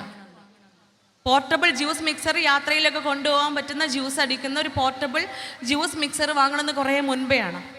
ഇത് പറഞ്ഞ് ഞങ്ങൾ യാത്രയിലാണ്. പറഞ്ഞു കഴിഞ്ഞ ഉടനെ ഞാൻ ഫേസ്ബുക്ക് തുറന്ന് നോക്കുമ്പോൾ എനിക്ക് ആദ്യം വന്നത് ആമസോണിൻ്റെ പരസ്യം. ആമസോൺ എന്ന് പറഞ്ഞ ഓൺലൈൻ ആപ്ലിക്കേഷൻ്റെ പരസ്യത്തിൽ വന്നത് പോർട്ടബിൾ ജ്യൂസ് മിക്സറാണ്. ഇതൊരു പക്ഷേ എൻ്റെ മാത്രം അനുഭവമല്ല, നമ്മളുടെ എല്ലാവരുടെയും അനുഭവമാണ്. അതുകൊണ്ട് നമ്മളുടെ ചിന്ത, നമ്മൾ കൂടുതൽ കേൾക്കുന്നത്, നമ്മൾ കൂടുതൽ അനുഭവിക്കുന്നത്, നമ്മൾ കൂടുതൽ സെർച്ച് ചെയ്യുന്നത്, നമ്മൾ കൂടുതൽ സംസാരിക്കുന്നതാണ് ഈ സോഷ്യൽ മീഡിയാസിലൂടെ, സ്ക്രീനിലൂടെ നമ്മൾക്ക് മുൻപിൽ പ്രത്യക്ഷപ്പെടുന്നത്. അതുകൊണ്ട് നമ്മളുടെ മക്കളുടെ ചിന്തകളിലേക്ക് എത്താൻ സാധിക്കുന്നില്ല, അവരുടെ ഇസങ്ങളിലേക്ക്, അവരുടെ തിയറികളിലേക്ക് എത്തുവാൻ സാധിക്കുന്നില്ല. പ്രിയപ്പെട്ടവരെ, നമ്മൾ മനസ്സിലാക്കേണ്ടതുണ്ട്, എന്തിനാ ഈ അപ്ഡേഷൻ നടത്തുന്നത്? മൊബൈൽ ഫോൺ അപ്ഡേറ്റഡ് ആക്കുന്നത് എന്തിനാ? കൂടുതൽ പ്രവർത്തനക്ഷമതയോട് കൂടിയിട്ട് അതിൻ്റെ എല്ലാ ഗുണങ്ങളും നമുക്ക് ലഭിക്കാൻ വേണ്ടിയിട്ടാ. അതുപോലെ ഈ ജനറേഷൻ, ന്യൂ ജനറേഷനിലുള്ള മക്കളുണ്ടല്ലോ, ആൽഫ ജനറേഷനിലും സി ജനറേഷനിലൊക്കെ ഉള്ള മക്കള് വളരെയധികം കഴിവുള്ള കുഞ്ഞുങ്ങളാ. അവരുടെ ഉള്ളിലുള്ള കപ്പാസിറ്റി മുഴുവൻ പുറത്തേക്കെടുത്താൽ അവർ നമുക്ക് നൽകുന്ന ഔട്ട്പുട്ട് കൊണ്ട് ഈ ഭൂമിയിൽ പല അത്ഭുതങ്ങളും സംഭവിപ്പിക്കാനുള്ള ശേഷിയുണ്ട്. അതിനെ ഏറ്റവും പ്രവർത്തനക്ഷമതയോടുകൂടി കഴിവുറ്റവരായിക്കൊണ്ട് നമ്മളിലേക്ക് ലഭിക്കേണ്ടതുണ്ട്. അതിൻ്റെ ഏറ്റവും മോശപ്പെട്ട വശം മാത്രമാണ് ഇപ്പോൾ കൂടുതലായി നമ്മൾ അനുഭവിച്ചു കൊണ്ടിരിക്കുന്നത്. ആ അനുഭവത്തിലേക്ക് പോവാതിരിക്കുവാൻ വേണ്ടിയാണ് അപ്ഡേഷൻ നടക്കേണ്ടത്. പ്രിയപ്പെട്ടവരെ, അതുകൊണ്ട് കുഞ്ഞുങ്ങൾ, ഈ ജനറേഷനിലുള്ള മക്കൾ അഡോളസൻസിലൂടെ കടന്നു പോയിക്കൊണ്ടിരിക്കുന്നവരാ. ഒരിക്കലും കുറ്റപ്പെടുത്തുവാൻ നമുക്ക് അവകാശമില്ല. നേരത്തെ പറഞ്ഞതുപോലെ അഫാനെ നമ്മൾ ശപിച്ചു, ആഷിഖിനെ നമ്മൾ ശപിച്ചു. ആർക്കുണ്ട് ശപിക്കാനുള്ള അവകാശം? കാരണം അഫാനെ അഫാനാക്കി മാറ്റിയത് അവൻ്റെ കുടുംബ പശ്ചാത്തലമാണ്. സീരിയസ് കില്ലിങ്, സീരിയസ് മർഡർ എന്ന് പറയുന്ന ആ കർമ്മത്തിലേക്ക് അവൻ എത്തിയത് മാസ് സൈക്കോസിസ് എന്ന് പറയുന്ന ഒരു മാനസികാവസ്ഥയിലൂടെയാണ്. ആ അവസ്ഥയിലേക്ക് അവൻ എത്തിയത് എങ്ങനെയാണ് നമ്മൾ ചിന്തിക്കണം. ഉമ്മയെ കൊന്നതിന് ശേഷം, ഉമ്മയെ കൊല്ലാൻ ശ്രമിച്ചതിന് ശേഷം അവന് പോയത് വല്യമ്മയുടെ അരികിലേക്കാ. ഒരു പക്ഷേ കുറേ നാളുകൾ കൊണ്ട് നമ്മളൊക്കെ പച്ചവെള്ളം പോലെ പഠിച്ചെടുത്ത ഒരു ഹിസ്റ്ററി ആയിരുന്നു അഫാൻ്റേത്. അത്രയേറെ സോഷ്യൽ മീഡിയാസിലൂടെ, നമ്മൾ വാർത്താ പുസ്തകങ്ങളിലൂടെ നമ്മൾ വായിച്ചതാണ്. അവൻ അടുത്ത തവണ ചെന്നത് അവൻ്റെ വല്യമ്മയുടെ അരികിലേക്കാ. വല്യമ്മയുടെ അടുത്ത് ചെന്ന് വല്യമ്മയെ കൊന്ന്, വല്യമ്മയുടെ മാലയെടുത്ത് അത് വിറ്റ്, അതുകൊണ്ട് ആ പണം കൊണ്ട് 48,000 രൂപ കടം വീട്ടുകയാണ് അമ്മോൻ ചെയ്തത്. യഥാർത്ഥത്തിൽ മനഃശാസ്ത്രം അനുസരിച്ച്, മെഡിക്കൽ സയൻസ് അനുസരിച്ച് ഇത്രയും നിഷ്ഠൂരമായ ഒരു ക്രിയ ചെയ്തതിന് ശേഷം കടം വീട്ടുക, അല്ലെങ്കിൽ ഒരാളടുത്ത് പോയി കുശലം പറയുക എന്ന ഒരു അവസ്ഥ സൈക്കോളജിക്കലി സംഭവിക്കുകയില്ല. നേരത്തെ മനഃശാസ്ത്രപരമായിട്ട് മനസ്സുമായി ബന്ധപ്പെട്ട ഒരു അസുഖവും ഇല്ലാത്ത ഒരു മനുഷ്യന് അസംഭവ്യമാണ്. പക്ഷെ അതാണ് ഇവിടെ സംഭവിച്ചത്. കാരണം എന്താണെന്നറിയോ? ആ മകൻ അത്രയേറെ അപമാനിതനായി നടന്നിട്ടുണ്ട്. കുടുംബം ഉണ്ടാക്കി വെച്ച കടം കൊണ്ട്. ആരുമാവട്ടെ, ആരുടെയും തെറ്റല്ല, ആരെയും കുറ്റപ്പെടുത്തുകയോ ന്യായീകരിക്കുകയോ ചെയ്യുകയല്ല. ആ മകനെ പൂർണ്ണമായും ഒറ്റപ്പെടുത്തുമ്പോൾ, കുറ്റപ്പെടുത്തുമ്പോൾ നമ്മൾ മാതാപിതാക്കളാണ് ചിന്തിക്കേണ്ടത്, എനിക്കതിനുള്ള അവകാശമുണ്ടോ? അവൻ ആ കടം വീട്ടാനുള്ള കാരണം അത്രയേറെ അഭിമാനച്യുതി അവന് സംഭവിച്ചിട്ടുണ്ട്. അവനെ അപമാനിതനാക്കിയിട്ടുണ്ട് ആ കടബാധ്യത. അത് വീട്ടാൻ അവനൊരുങ്ങിയത്. പിന്നീട് അവൻ ചെന്നത് എളാപ്പയുടെ അരികിലേക്കാ. ഞാൻ അടക്കമുള്ള പല ഇളയമ്മമാർക്കും, പല എളാപ്പമാർക്കും, പല അമ്മായിമാർക്കും ഇതൊരു പാഠമാണ് പ്രിയപ്പെട്ടവരെ. അവൻ എന്തിനാ ചെന്നതെന്നറിയോ? എളാപ്പാനോട് അവനൊരു വെറുപ്പൊന്നുമില്ല, എളാപ്പ കട ഉണ്ടാക്കി വെച്ചിട്ടൊന്നുമില്ല. പക്ഷേ അവൻ്റെ അടുത്ത് നാഴികയ്ക്ക് 40 വട്ടം പറയുമായിരുന്നു, നീ ഒരിക്കലും ഗുണം പിടിക്കുകയില്ല എന്ന്. അത്ര പ്രായമായ കൗമാരം കഴിഞ്ഞു നിൽക്കുന്ന, എന്നാൽ ജോലിയൊന്നും സ്ഥിരമാവാത്ത, വീട്ടിലുണ്ടാക്കി വെച്ച ഈ കടം വീട്ടാനുള്ള ശേഷിയാവാത്ത ആ മകനോട് ചെറുപ്പം മുതലേ എളാപ്പ പറയുമായിരുന്നു പോലും, ഈ നന്നാവാൻ പോണില്ല എന്ന്, നീ ഒരിക്കലും ഗുണം പിടിക്കൂല എന്ന്. പ്രിയപ്പെട്ടവരെ, അതേ മെഡിക്കൽ സയൻസ് പറയുന്നുണ്ട്, അതേ മനഃശാസ്ത്രം പറയുന്നുണ്ട്, ഒരു മനുഷ്യന്, ബുദ്ധിയുള്ള മനുഷ്യന് ഭൂമിയിൽ ലഭിക്കുന്ന ഏറ്റവും വലിയ അപമാനം എന്താണെന്നറിയോ?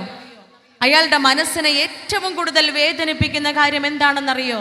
അയാളെ കളിയാക്കുന്നതാണ്, അയാളെ കുറ്റപ്പെടുത്തുന്നതാണ്. മറ്റൊരാൾ കേൾക്കുന്ന രീതിയിൽ, മറ്റൊരാളുടെ മുൻപിൽ വെച്ച്, ആളുകൾക്കിടയിൽ വെച്ച്, സദസ്സിൽ വെച്ച്, സഹോദരങ്ങൾക്കിടയിൽ വെച്ച്, കുടുംബാംഗങ്ങൾക്കിടയിൽ വെച്ച്, സ്കൂളിൽ സഹപാഠികൾക്കിടയിൽ വെച്ച് ഒരു കുഞ്ഞിനെ, ഒരു മനുഷ്യനെ കളിയാക്കുന്നതാണ്, അവനെ പരിഹസിക്കുന്നതാണ് ഒരു മനുഷ്യൻ അനുഭവിക്കുന്നത് ഏറ്റവും വലിയ അപമാനം എന്ന് പറയുന്നുണ്ട്. ശരിയല്ലേ? നമ്മളൊന്ന് ചിന്തിക്കേണ്ടതുണ്ട്. MN കാരശ്ശേരി സാർ എഴുതിയതുപോലെ, ഒരു കുട്ടി അവൻ്റെ ക്ലാസ്സിൽ നിന്ന് പുറത്താക്കപ്പെടുന്നുണ്ട് എങ്കിൽ അത് ആ അധ്യാപകന്റെ പരാജയമാണ്. അതാണ് സത്യം. ആ മകനെയല്ല, മകളെയല്ല നാം കുറ്റപ്പെടുത്തേണ്ടത്, അധ്യാപകന്റെ പരാജയമാണ്. അവനെ ആ രൂപത്തിലാക്കി മാറ്റിയ മാതാപിതാക്കളുടെ പരാജയമാണ്. അതുകൊണ്ട് നമ്മൾ ഓർക്കുക, അഫാനെ കുറ്റപ്പെടുത്തുമ്പോൾ, ആഷിഖിനെയും മിഹിറിൻ്റെ കൊല ചെയ്ത ആളുകളെയും കുറ്റപ്പെടുത്തുന്ന സമയത്ത്, ഒറ്റപ്പെടുത്തുന്ന സമയത്ത് നമ്മൾ ചിന്തിക്കുക. മിഹിറിൻ്റെ ചരിത്ര ഹിസ്റ്ററി നിങ്ങൾ വായിച്ചിട്ടുണ്ടാവും. അവന് സിംഗിൾ പാരന്റിങ് ആണ്. ഉമ്മ ഒറ്റയ്ക്കാണ് അവനെ വളർത്തുന്നത്. അവർ ഡിവോഴ്സ്ഡാ, ഉമ്മയും ഉപ്പയും ഒരുമിച്ചില്ല. പല കാരണങ്ങളും കൊണ്ടായിരിക്കാം. കുറച്ചു കാലം ഉമ്മാന്റെ കൂടെ നിൽക്കും, അത് കഴിഞ്ഞ് കുറച്ചു കാലം ഉപ്പയോടൊപ്പം നിൽക്കും. പ്രിയപ്പെട്ടവരെ, ഒരു കുഞ്ഞിനെ നിങ്ങളൊക്കെ വായിച്ചിട്ടുണ്ടാവും. നഫീസ ജോസഫ് എന്ന് പറയുന്ന മിസ് യൂണിവേഴ്സായി നോമിനേറ്റ് ചെയ്യപ്പെട്ട ഒരു ലേഡി ഉണ്ടായിരുന്നു 1997. അവരടുത്ത് ജഡ്ജിങ് പാനലിലുള്ള ആളുകൾ വളരെ റാൻഡമായിട്ട് കുറേ ക്വസ്റ്റ്യൻസ് ചോദിക്കും. അതിൽ ചോദിച്ചൊരു ചോദ്യമായിരുന്നു, ഈ ഭൂമിയിലെ ഏറ്റവും വലിയ ഇൻജസ്റ്റിസ് എന്താണ്, അനീതി എന്താണ് എന്ന്. ഭൂമിയിലെ ഏറ്റവും വലിയ അനീതി എന്താണ് എന്ന്. നഫീസ ജോസഫ് നൽകിയ മറുപടി സദസ്സിലുള്ള ഓരോ മനുഷ്യരും നിറഞ്ഞ മനസ്സോടുകൂടി കൈയടിച്ചു, അവരെ സ്വീകരിച്ചു, അവരെ അഭിനന്ദിച്ചു, അവരെ അംഗീകരിച്ചു. ഇതായിരുന്നു ആ ഉത്തരം. നമ്മളൊരു കുഞ്ഞിന്, ഒരു ആൺകുട്ടിയാവട്ടെ പെൺകുട്ടിയാവട്ടെ, ആ കുഞ്ഞിന് ഈ ഭൂമിയിലേക്ക് ജന്മം നൽകുകയും ആ കുഞ്ഞിന് ജീവിക്കുവാൻ ആവശ്യമായ സമാധാനവും സ്നേഹവും സ്വസ്ഥതയുമുള്ള അന്തരീക്ഷം ഉണ്ടാക്കി കൊടുക്കാതിരിക്കുകയും ചെയ്യുന്നതാണ് ലോകത്തിലെ ഏറ്റവും വലിയ ഇൻജസ്റ്റിസ് എന്ന് നിങ്ങളൊക്കെ ചിന്തിക്കേണ്ട വിഷയമാണ്. നമ്മൾ ഒരുമിച്ച് ചിന്തിക്കേണ്ട വിഷയമാണ്. ഒരു കുഞ്ഞിന് ജന്മം നൽകുക വലിയ കാര്യമാണ്. അതിനേക്കാൾ വലിയ കാര്യമാണ് പ്രിയപ്പെട്ടവരെ, ആ കുഞ്ഞിന് ജീവിക്കാൻ ആവശ്യമായ സ്നേഹമുള്ള സമാധാനമുള്ള അന്തരീക്ഷം ഉണ്ടാക്കി കൊടുക്കുക. ഇതൊന്നും കൊടുക്കാതെ, ഒരു സ്വസ്ഥതയും സമാധാനവും കൊടുക്കാതെ, കാരണം അവനത് കണ്ടെത്താനുള്ള ശേഷിയില്ല. Adolescence is a transition period from childhood to adulthood എന്നാണ് വേൾഡ് ഹെൽത്ത് ഓർഗനൈസേഷൻ പറയുന്നത്. ചൈൽഡ്ഹുഡിൽ നിന്നും അഡൾട്ട്ഹുഡിലേക്കുള്ള ഒരു ട്രാൻസിഷൻ പീരീഡാണ്. It's a changing period. അവിടെ മാറ്റങ്ങൾ സംഭവിച്ചുകൊണ്ടിരിക്കുക. ശാരീരികമായും മാനസികമായും വൈകാരികമായും ഒക്കെ ഡ്രാസ്റ്റിക് ആയിട്ടുള്ള ചേഞ്ചസ് ഒരു കുട്ടിക്ക് സംഭവിച്ചു കൊണ്ടിരിക്കുമ്പോൾ ഒരു പക്ഷേ നന്മയെന്ത്, തിന്മയെന്ത്, നല്ലതെന്ത്, ചീത്തതെന്ത് എന്ന് യുക്തിപരമായി ചിന്തിക്കുവാൻ സാധിച്ചോളണമെന്നില്ല. അവൻ്റെ തലച്ചോറിൻ്റെ ഫ്രണ്ടൽ ലോബ് പൂർണ്ണ വളർച്ച എത്തിയിട്ടില്ല. 19-നും 23-നും ഇടയിൽ മാത്രമാണ് തലച്ചോറിൻ്റെ മുൻവശം പൂർണ്ണ വളർച്ചയിലെത്തുന്നുള്ളൂ. അങ്ങനെ എത്തിയാൽ മാത്രമേ ശരിയെന്ത് തെറ്റെന്ത് എന്ന് തെരഞ്ഞെടുത്ത് അതിൽ നിന്നും സെലക്ട് ചെയ്യുവാനുള്ള ബുദ്ധിയിലേക്ക് അവൻ എത്തുന്നുള്ളൂ.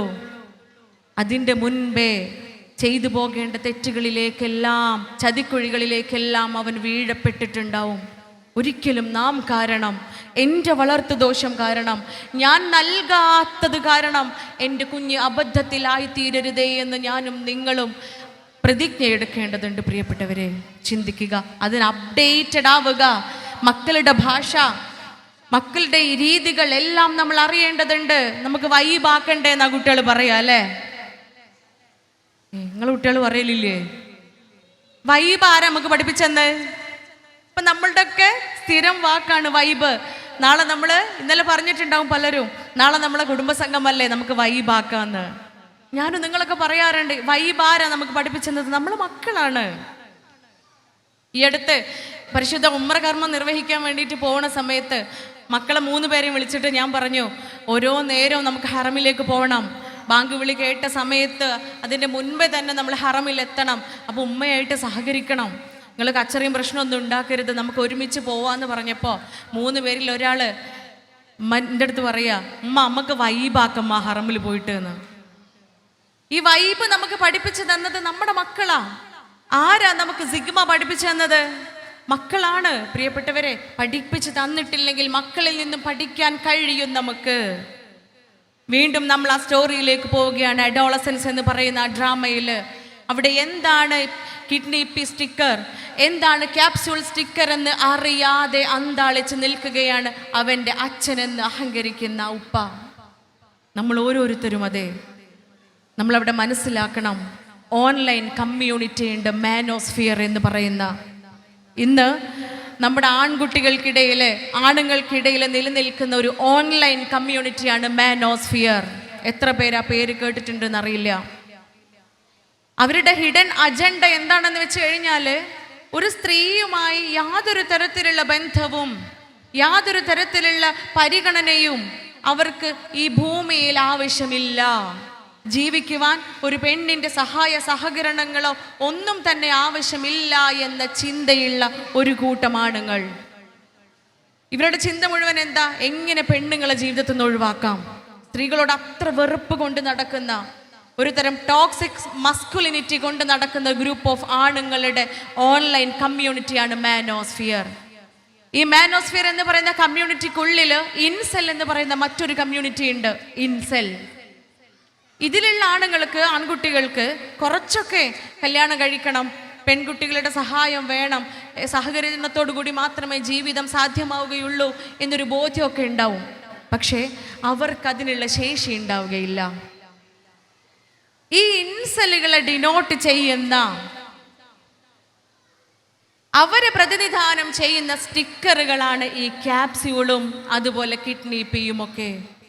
ഇത്ര നാളും ആ കുട്ടിയെ, 13 വയസ്സായ മകനെ, അവൻ്റെ ക്ലാസ്സിലുള്ള പെൺകുട്ടി കളിയാക്കിക്കൊണ്ടിരിക്കുന്നത് നീ ഒരു ഇൻസലാണ്, നീ ഒരു ഇൻസലാണ്. അവൻ്റെ പൗരുഷത്തെ, അവൻ്റെ അസ്തിത്വത്തെ, അവൻ്റെ നിലനിൽപ്പിനെ തന്നെ ചോദ്യം ചെയ്യുന്ന രൂപത്തിൽ അവനെ പരിഹസിച്ചു കൊണ്ടിരിക്കുകയാണ്, കളിയാക്കിക്കൊണ്ടിരിക്കുകയാണ്. നിരന്തരം മക്കളുടെയൊക്കെ സോഷ്യൽ മീഡിയാസ് വാച്ച് ചെയ്യുന്ന ആളുകളാണ് ഞാനും നിങ്ങളും ഒക്കെ. അതിൽ പലതരത്തിലുള്ള സ്റ്റിക്കറുകളും വാക്കുകളും ടെർമിനോളജീസും ഒക്കെ കാണുന്നവരാ നമ്മളൊക്കെ. പക്ഷെ നെഗ്ലക്റ്റ് ചെയ്ത് വിടൂല്ലേ, ഒഴിവാക്കി വിടും. കാരണം എനിക്കതിനെക്കുറിച്ച് അറിയില്ല. എന്നാൽ അറിയാൻ ശ്രമിച്ചിരുന്നുവെങ്കിൽ, അവിടെ ആ അച്ഛൻ അത് നേരത്തെ കണ്ടുപിടിക്കാൻ ശ്രമിച്ചിരുന്നുവെങ്കിൽ അവർക്കിടയിൽ പ്രശ്ന പരിഹാരത്തിന് സാധിക്കുമായിരുന്നു. അവിടെ ഒരു ചർച്ചയ്ക്ക് ഒരുങ്ങാൻ സാധിക്കുമായിരുന്നു. ഇത്രയും വലിയൊരു കൃത്യത്തിലേക്ക് ആ മകനെ എത്തിക്കാതെ ആ അച്ഛൻ അവനെ സംരക്ഷിക്കാമായിരുന്നു. ഇത് നമുക്ക് ഓരോരുത്തർക്കുമുള്ള വലിയ പാഠമാണ് പ്രിയപ്പെട്ടവരെ. നമ്മൾ മനസ്സിലാക്കണം, മക്കളുടെ ചിന്ത, മക്കളുടെ രീതികൾ എന്തെല്ലാമൊക്കെയാണ്. നമ്മളെ കുട്ടികളെ കാർന്ന് തിന്നുകൊണ്ടിരിക്കുന്ന ഏറ്റവും വലിയൊരു ഈസമാണ്, ഒരു ചിന്തയാണ് ലിബറലിസം, സ്വതന്ത്രവാദം. രസാണ്. നമ്മൾ ഇൻഡിപെൻഡൻ്റ് ആവുക എന്ന് പറയുന്നത് വലിയൊരു കാര്യം തന്നെയാണ്. സെൽഫ് റിലയബിൾ ആവുക, പഠിച്ച് ജോലിയൊക്കെ വാങ്ങി സാമ്പത്തികമായി ഒക്കെ ഓരോ മനുഷ്യരും ഒറ്റയ്ക്ക് നിൽക്കാനുള്ള ഒരു ശേഷിയിലാവുക എന്ന് പറയുന്നത് വളരെ പോസിറ്റീവായിട്ടുള്ളൊരു കാര്യമാണ്. പക്ഷെ ആ പോസിറ്റിവിറ്റിയോടൊപ്പം തന്നെ ആ നാണയത്തിൻ്റെ മറുപുറത്ത് മറ്റൊരവസ്ഥയുണ്ട്, മൈ ലൈഫ് മൈ ചോയ്സ്. വ്യക്തിവാദത്തിലേക്ക് നമ്മൾ എത്തുകയാണ്. ഇതെന്താ ഈ വ്യക്തിവാദം എന്താ പറയുന്നതെന്നറിയോ? ഈയിടെ നിങ്ങളൊക്കെ ശ്രദ്ധിച്ചു കാണും, TV-യിലെ ഒരു ഇൻ്റർവ്യൂ ഉണ്ടായിരുന്നു. ഒരു യുക്തിവാദിയുടെ ഇൻ്റർവ്യൂ ആണ്. ദൈവമില്ല എന്ന് പറയുന്ന ഒരു മനുഷ്യനുമായിട്ടുള്ള ഒരു ഇൻ്റർവ്യൂ. ആ ഇൻ്റർവ്യൂവിൽ അദ്ദേഹം പറയുന്നുണ്ട്, വയസ്സായ ആളുകള്, പ്രായമായ ആളുകള് യുവതലമുറയ്ക്ക്, യുവാക്കൾക്കും യുവതികൾക്കും ഒരു ശല്യമാണ്, ഒരു ശാപമാണ് എന്ന്. തുടർന്ന് ഇന്റർവ്യൂവർ വീണ്ടും ചോദിക്കാം, അപ്പൊ പിന്നെ വയസ്സായ ആളുകളൊക്കെ എന്ത് ചെയ്യും? പ്രായമായ ആൾക്കാർക്ക് പിന്നെ എന്താ ചെയ്യേണ്ടത്? നിഷ്പ്രയാസം, വളരെ ഈസി ആയിട്ട് അയാളുടെ ഉത്തരം വന്നു, അവരൊക്കെ പോയി ആത്മഹത്യ ചെയ്യട്ടെ എന്ന്. പ്രായമായവരൊക്കെ ചെന്ന് ആത്മഹത്യ ചെയ്തോട്ടെ എന്ന്. ഇതാണ് പ്രിയപ്പെട്ടവരെ ടോക്സിക് ആയിട്ടുള്ള സ്വതന്ത്രവാദം, മൈ ലൈഫ് മൈ ചോയ്സ് എന്ന് പറയുന്ന തിയറി നമ്മുടെ മക്കളിലേക്ക് എത്തിക്കുന്ന ആദ്യത്തെ ചിന്ത. കുടുംബം വേണ്ട, കല്യാണം കഴിക്കണ്ട, എനിക്കെൻ്റെ ജീവിതമാണ്. ആണിനെ കല്യാണം കഴിക്കാം, പെണ്ണിനെ കല്യാണം കഴിക്കാം, ആണിനെയോ പെണ്ണിനെയോ കല്യാണം കഴിക്കാം, കല്യാണം കഴിക്കാതെ ഒരുമിച്ച് ജീവിക്കാം, ആരുമായി എപ്പോഴും എവിടെ വെച്ചും എങ്ങനെയും ഏത് തരത്തിലുള്ള ബന്ധത്തിലേക്കും പോവാം, അഥവാ മൃഗതുല്യമായ ജീവിതം. മക്കൾക്ക് പറഞ്ഞു കൊടുക്കേണ്ടത് എന്താണെന്നറിയോ? നമ്മൾ മനസ്സിലാക്കേണ്ടത് എന്താണെന്നറിയോ? മനുഷ്യന് മൃഗമല്ല. മനുഷ്യനും മൃഗവും എൻറ്റയർലി ഡിഫറെൻ്റ് ആണ്. ഒരു മൃഗം ജനിച്ച് വീഴുന്നത് അതിൻ്റെ 90% തലച്ചോറ് വളർച്ചയോടുകൂടിയിട്ടാണ്. ബാക്കി 10% അമ്മയോടൊപ്പം നടക്കുന്ന, അമ്മയോട് ചേർന്ന് നടക്കുന്ന ദിവസങ്ങളിൽ പൂർത്തിയാകും. അതോടുകൂടി അത് സ്വതന്ത്രമാവുകയാണ്. പക്ഷെ മനുഷ്യൻ അങ്ങനെയല്ല. 10% മാത്രം തലച്ചോറുമായി ജനിക്കുന്നവനാ മനുഷ്യൻ. ബാക്കി 90% വളരുന്നത് തൻ്റെ ചുറ്റുപാടിനനുസരിച്ചാണ്. താൻ കേൾക്കുകയും കാണുകയും അനുഭവിക്കുകയും അറിയുകയും ചെയ്യുന്ന കാര്യങ്ങളുടെ അടിസ്ഥാനത്തിലാണ്. നമുക്കറിയാം, കുറച്ച് വർഷങ്ങൾക്ക് മുൻപേ നോർത്ത് ഇന്ത്യയിലെ ഒരു സൂയിൽ വെച്ചിട്ട്, ഒരു വന്യജീവി സങ്കേതത്തിൽ വെച്ചിട്ട് ഒരു കുട്ടിയെ കിട്ടുകയാണ്. കുരങ്ങന്മാർ വളർത്തിയതായിരുന്നു ആ കുട്ടിയെ. മനുഷ്യരൂപം മാത്രമുള്ള 8 വയസ്സായ ഒരു പെൺകുട്ടി. ആ കുട്ടിയുടെ എല്ലാ ചേഷ്ടകളും എല്ലാ രീതികളും ഈ കുരങ്ങിനെ പോലെയാണ്. ഈ കുരങ്ങിനെ പോലെ ചെയ്തുകൊണ്ടിരിക്കുന്ന ഒരു കുഞ്ഞ്. എന്തുകൊണ്ടാ? ആ കുഞ്ഞിനെ വളർത്തിയത് കുരങ്ങന്മാരാ. നമ്മളൊക്കെ വീട്ടിൽ പലതരത്തിലുള്ള ആനിമൽസ് ഉണ്ട്. വീട്ടിൽ വളർത്തുന്ന നമ്മുടെ പൂച്ച ഇതുവരെ ഉമ്മ ഉപ്പ വിശക്കണമെന്ന് പറഞ്ഞിട്ടില്ല. നമ്മൾ വീട്ടിലുള്ള നായയോ പശുവോ ഇതുവരെ സങ്കടം വരുമ്പോൾ കരയുകയോ സന്തോഷം വരുമ്പോൾ പൊട്ടിച്ചിരിക്കുകയോ ചെയ്തിട്ടില്ല. മനുഷ്യനെ പോലെയുള്ള ചേഷ്ടകൾ മനുഷ്യൻ വളർത്തുന്ന മൃഗങ്ങൾ ഒരിക്കലും ചെയ്യാറില്ല. മനുഷ്യനെ പോലെ മൃഗങ്ങളായി തീരാറില്ല. അത് തന്നെയാണ് ഏറ്റവും വലിയ പ്രത്യേകത. പക്ഷേ ഈ ലിബറൽ ചിന്താഗതി വന്നതോടുകൂടി ഒരൊറ്റ വ്യത്യാസം മാത്രമേ മനുഷ്യനും മൃഗങ്ങൾക്കും ഇടയിലുള്ളൂ എന്നാണ് ഇവർ പറയുന്നത്. അതെന്താണെന്നറിയോ? ഉഭയകക്ഷി സമ്മതം, 2 പേരുടെയും സമ്മതം. അത്രയേറെ നശിക്കപ്പെട്ട ഒരു ചിന്താരീതിയിലേക്ക് ജീവിത രീതിയിലേക്ക് എത്തിക്കൊണ്ടിരിക്കുകയാണ് നമ്മുടെ പുതുതലമുറ.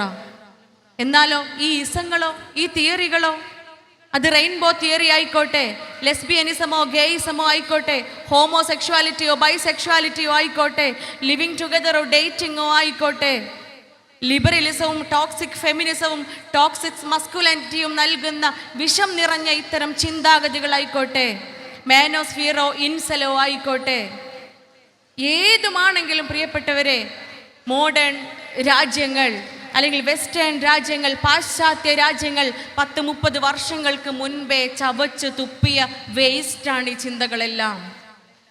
അവിടെയൊക്കെ പുതിയ ചിന്തകൾ വന്നു തുടങ്ങി. ഒരു കാലത്ത് കുടുംബം വേണ്ട, കല്യാണം കഴിക്കുന്നില്ല, മൈ ലൈഫ് മൈ ചോയ്സ് എന്ന് പറഞ്ഞ് നടന്നിരുന്നു അവര്. അവിടെ ഫാദർലെസ് അമേരിക്ക ഉണ്ടായി.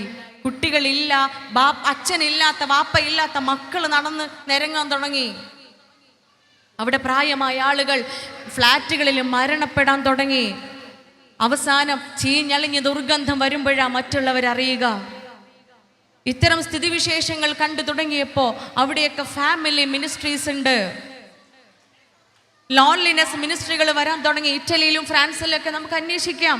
നമ്മളെവിടെ നൈറ്റ് ലൈഫ് നമ്മൾ ആഘോഷിക്കുക, 2 മണിക്ക് 3 മണിക്കൊക്കെ കിടന്നുറങ്ങുക, അല്ലെ, ലേറ്റായിട്ട് കിടന്നുറങ്ങുക, ലേറ്റായിട്ട് ഉണരുക. അനാരോഗ്യകരമായ കാര്യമാണ്. മാത്രമല്ല ആ സമയങ്ങളിൽ കാണിച്ചു കൂട്ടുന്ന തെമ്മാടിത്തരങ്ങളോ. വെസ്റ്റേൺ രാജ്യങ്ങളിലേക്ക് പോയി നോക്കൂ, 9 മണിയായ കടകളൊക്കെ അടക്കണം, നിർബന്ധമാണ്. അവിടുത്തെ റൂൾസ് ആൻഡ് റെഗുലേഷൻസ് ചേഞ്ച് ആവാൻ തുടങ്ങി. Early to bed and early from bed, അതാണ് അവരുടെ തിയറി. അതുകൊണ്ട് അവരൊക്കെ പരീക്ഷിച്ച് അതിൻ്റെ പരിണിത ഫലങ്ങൾ അനുഭവിച്ച് തുടങ്ങിയ ഇസങ്ങളും തിയറികളും ഇന്ന് നമ്മുടെ നാട്ടിലേക്ക് എത്തി തുടങ്ങിയിരിക്കുന്നു. ഇതൊക്കെയാണ് നമ്മളെ കുട്ടികൾ കൊണ്ട് നടക്കുന്നത്, അല്ലേ? കല്യാണം വേണ്ടെന്ന് പറയുമ്പോൾ കല്യാണം അടിമത്തമാണ് എന്നാണ് അവർ വാദിക്കുന്നത്. കല്യാണം അടിമത്തമാണ്, സ്ത്രീയെ അടിച്ചമർത്തുകയാണ്, സ്ത്രീക്ക് സ്വാതന്ത്ര്യം കൊടുക്കുന്നില്ല. ഒരുപക്ഷെ ഇത് അവർ പറയാൻ കാരണങ്ങൾ ഉണ്ടായിരിക്കാം, അത് അടുത്ത വിഷയമാണ്. എന്തുകൊണ്ട് മക്കൾ ഇങ്ങനെ പറയുന്നു, അല്ലെ? എന്തുകൊണ്ട് മക്കൾ ഇങ്ങനെ പറയുന്നു? നമ്മൾ ചിന്തിക്കണം. വിവാഹ ജീവിതം കാണിച്ചു കൊടുക്കുന്ന ഉമ്മയും ഉപ്പയും പുരയിലുണ്ട്. നമ്മൾ എന്ത് മാതൃക കാണിച്ചു കൊടുക്കുന്നു? പ്രിയപ്പെട്ടവരെ, അടിമത്തമാണ് വീട്ടിൽ കാണുന്നത് എങ്കിൽ, ആനന്ദവും ആഹ്ലാദവും സംതൃപ്തിയും ഇല്ലാത്ത അവസ്ഥയാണ് വീട്ടിൽ കാണുന്നത് എങ്കിൽ, പുറത്ത് ലിവിങ് ടുഗദർ ഉണ്ട്, പുറത്ത് ഡേറ്റിംഗ് ഉണ്ട്. അതിമനോഹരമാണ് ലിവിങ് ടുഗദറും ഡേറ്റിങ്ങും ഒക്കെ. ലിവിങ് ടുഗദർ എന്ന് പറഞ്ഞാൽ ഇഷ്ടമുള്ള ഒരാളുടെ കൂടെ കുറച്ച് കാലമൊക്കെ ജീവിക്കുക, വിത്തൗട്ട് റെസ്പോൺസിബിലിറ്റീസ്, പ്രത്യേകിച്ച് ബാധ്യതകളൊന്നും ഉണ്ടാവില്ല. അവനാ നയിച്ചുണ്ടാക്കിയ പൈസ കൊണ്ട് നമ്മൾ എൻ്റെ ഭക്ഷണം വാങ്ങി കഴിക്കുക, എൻ്റെ പൈസ എൻ്റെ ജീവിതം, ഓൻ്റെ പൈസ ഓൻ്റെ ജീവിതം. പങ്കുവെക്കണം തോന്നുന്നത് മാത്രം പങ്കുവെച്ചാൽ മതി, മതിയാവുമ്പോൾ ടാറ്റ പറഞ്ഞ് നിർത്തി പോരും ചെയ്യാം. അതാണ് ലിവിങ് ടുഗദർ. ഡേറ്റിങ്ങോ കുറച്ചും കൂടെ രസമാണല്ലോ. കുറച്ച് നേരം ഒരാളൊപ്പം, ഇന്ന് ഉച്ച വരെ ഒരാളുടെ കൂടെ, ഉച്ചയ്ക്ക് ശേഷം വേറൊരാളുടെ കൂടെ, രാത്രി വേറൊരാളുടെ കൂടെ, അടുത്ത ദിവസം രാവിലെ പിന്നെയും വേറൊരാളുടെ കൂടെ. ഇതൊക്കെയാണ് നമ്മളുടെ മക്കൾ കൊണ്ട് നടക്കുന്ന ചിന്തകൾ എന്ന് നമ്മൾ ആലോചിക്കണം. പറ്റിക്കപ്പെടുകയാണ് നമ്മൾ. ഈ പറഞ്ഞ ഞാൻ കുറേയേറെ ടേംസ് ഇവിടെ പറഞ്ഞു. അതിലെത്ര ടേംസിനെ കുറിച്ച് നമുക്കറിയാം, എത്ര ടേംസ് നമ്മൾ കേട്ടിട്ടുണ്ട്. എന്നാ പൊരേ പോയി കുട്ടികളോടൊന്ന് ചോദിച്ചു നോക്കുക, നമ്മളെ മക്കൾ വിളിച്ചൊന്ന് ചോദിച്ചു നോക്കുക, ഇതൊക്കെ എന്താണെന്ന്. എസ്സേ ആയിട്ട് അവരെഴുതി കാണിച്ചു തരും, ഇതെന്താണെന്ന് നമുക്ക് പറഞ്ഞ് മനസ്സിലാക്കി തരും അവര്. അതുകൊണ്ട് അപ്ഡേറ്റഡ് ആവുക പ്രിയപ്പെട്ടവരെ. നമ്മളൊക്കെ പൊട്ടക്കിണറിലെ തവളകളാ. ഒരു ഉമ്മ കൗൺസിലിങ്ങിന് വന്നപ്പോൾ പറഞ്ഞതാണേ, ആ ഉമ്മ മകളെയും കൊണ്ടാ കൗൺസിലിങ്ങിന് വന്നത്. നിങ്ങളൊക്കെ ഇവിടെ ഉണ്ടല്ലോ അല്ലേ? ഇല്ലേ? ഇല്ലെങ്കിൽ പോവാനുണ്ടോ? ഉണ്ട്. ഈ ഉമ്മ വന്നിട്ട് പറഞ്ഞു, മകള് ഏകദേശം കൗൺസിലിങ്ങിന് വന്ന ഉദ്ദേശമൊക്കെ പൂർത്തിയാക്കി, അൽഹംദുലില്ലാ എന്ന് പറഞ്ഞിട്ട് ആ ഉമ്മ എൻ്റെ അടുത്ത് പറയാം, എൻ്റെ മോൻ്റെ കാര്യത്തിൽ എനിക്ക് സമാധാനമാണ് ഡോക്ടറെ, മോൻ്റെ കാര്യത്തിൽ ഞാൻ വളരെ സംതൃപ്തിയാണ്. എൻ്റെ കുട്ടി ഒരു കച്ചറയിലും ഇല്ല, ഒരു തെമ്മാടിത്തത്തിലും ഓനില്ല. എന്നാലും ആൺകുട്ടികളല്ലേ, വീട്ടിൽ നിന്ന് പുറത്തിറങ്ങി രാത്രി കയറി വരുമ്പോൾ ഞാൻ ഓനെ കെട്ടിപ്പിടിച്ചൊരു ഉമ്മ കൊടുക്കുമെന്ന്. ഞാൻ ഓനെ കെട്ടിപ്പിടിച്ചൊരു ഉമ്മ കൊടുക്കും. എന്നിട്ട് ആ സ്ത്രീ എൻ്റെ അടുത്ത് ചോദിച്ചു, ഞാൻ എന്തിനാ എൻ്റെ കുട്ടിക്ക് ഉമ്മ കൊടുക്കണമെന്ന് ഡോക്ടർക്ക് അറിയുമോന്ന്. ആ ചോദ്യം അപ്രസക്തമാണ് അല്ലേ? നമുക്കൊക്കെ അറിയില്ല, നമ്മൾ എന്തിനാ നമ്മളെ മക്കൾക്ക് ഉമ്മ കൊടുക്കുക? എന്തിനാണല്ലേ കൊടുക്കണോലാണെങ്കിൽ ഉത്തരം പറഞ്ഞോളേ. ഉമ്മ കൊടുക്കലൊക്കെ നിർത്തിയാ? 2 വയസ്സോടു കൂടി അവസാനിപ്പിച്ചോ? ഉണ്ടെങ്കിൽ മനസ്സിലാക്കുക, അതൊക്കെ തന്നെയാണ് കാരണം. അതിവിടെ കൊടുക്കണില്ല, വീട്ടിൽ നിന്ന് കിട്ടണില്ല. കുട്ടിക്ക് ഉമ്മാന്റെ വാപ്പാന്റെ അടുത്തുനിന്ന് മൊത്തം കിട്ടിയ കാലം മറന്നു. പുറത്തുനിന്നാണെങ്കിൽ ഹോൾസെയിലിൽ കിട്ടാനും ഉണ്ട് അല്ലേ? പണ്ടായിരുന്നു ലജ്ജയെന്നാണോ ഒക്കെ. ഇപ്പൊ ഹഗ് ചെയ്തിട്ടില്ലെങ്കിൽ മോശമല്ലേ അല്ലേ? ഹഗ് ചെയ്തിട്ടില്ലെങ്കിൽ മോശം എന്നുള്ളൊരു പ്രവണതയിലേക്ക് നമ്മളെ കുട്ടികളെത്തി. സെറ്റായിട്ടില്ലെങ്കിൽ മോശം. എൻ്റെ ക്ലിനിക്കിൽ സ്ഥിരമായിട്ട് സ്കൂളിൻ്റെ അടുത്താണ് ഒരു ക്ലിനിക്ക് ഉള്ളതേ. ആ സ്കൂളിൽ 8ാം ക്ലാസ് 7ാം ക്ലാസ് മുതലുള്ള കുട്ടികളൊക്കെ വരും, ഡോക്ടറെ ഞാൻ സെറ്റായിട്ടില്ല എന്ന് പറഞ്ഞിട്ട്. സെറ്റാവാത്തതിൻ്റെ സങ്കടം പറയാൻ മക്കൾ കൗൺസിലിങ്ങിന് വരുന്ന കാലഘട്ടമായി. ഇതൊക്കെ അപമാനമാണ്. സോറി ടു സേ, പറയാതിരിക്കാൻ വയ്യ. നമ്മളെ പെൺകുട്ടികൾ എന്തും കൊടുക്കാൻ തയ്യാറാ, എന്തും കൊടുക്കാൻ തയ്യാറാണ്. ലവ് അങ്ങോട്ട് തുടങ്ങിക്കഴിഞ്ഞാൽ പിന്നെ ഓർക്ക് പരിമിതികളില്ല. അവിടെ എന്തിനും തയ്യാറായി നിൽക്കുന്ന ഒരു കാലഘട്ടം. എന്തുകൊണ്ടാ പ്രിയപ്പെട്ടവരെ? നമ്മൾ കാണിച്ചു കൊടുക്കണം. അപ്പൊ അതിനേക്കാൾ മനോഹരമായ ഇസങ്ങൾ പുറത്തുണ്ടാവുമ്പോൾ കുട്ടികൾക്ക് ചുംബനം കൊടുക്കുന്നത് നിർത്താനുള്ളതല്ല. മരിച്ചു കഴിഞ്ഞാൽ ഓര് നമ്മളെ മക്കളാ അല്ലേ? മരിച്ചു കഴിഞ്ഞാൽ മക്കളല്ല ഉണ്ടാവോ? അവശേഷിക്കുന്ന 3 കാര്യങ്ങളാ പരിശുദ്ധ ഇസ്ലാം പറയുന്നത്. മരണശേഷവും നമുക്ക് വേണ്ടി ഭൂമിയിൽ അവശേഷിക്കുന്ന 3 കാര്യങ്ങൾ. ഒന്നാമത്തേത് സ്വാലിഹായ മക്കൾ. സ്വാലിഹായ മക്കൾ നമുക്ക് വേണ്ടി അവശേഷിക്കുക ഭൂമിയിൽ.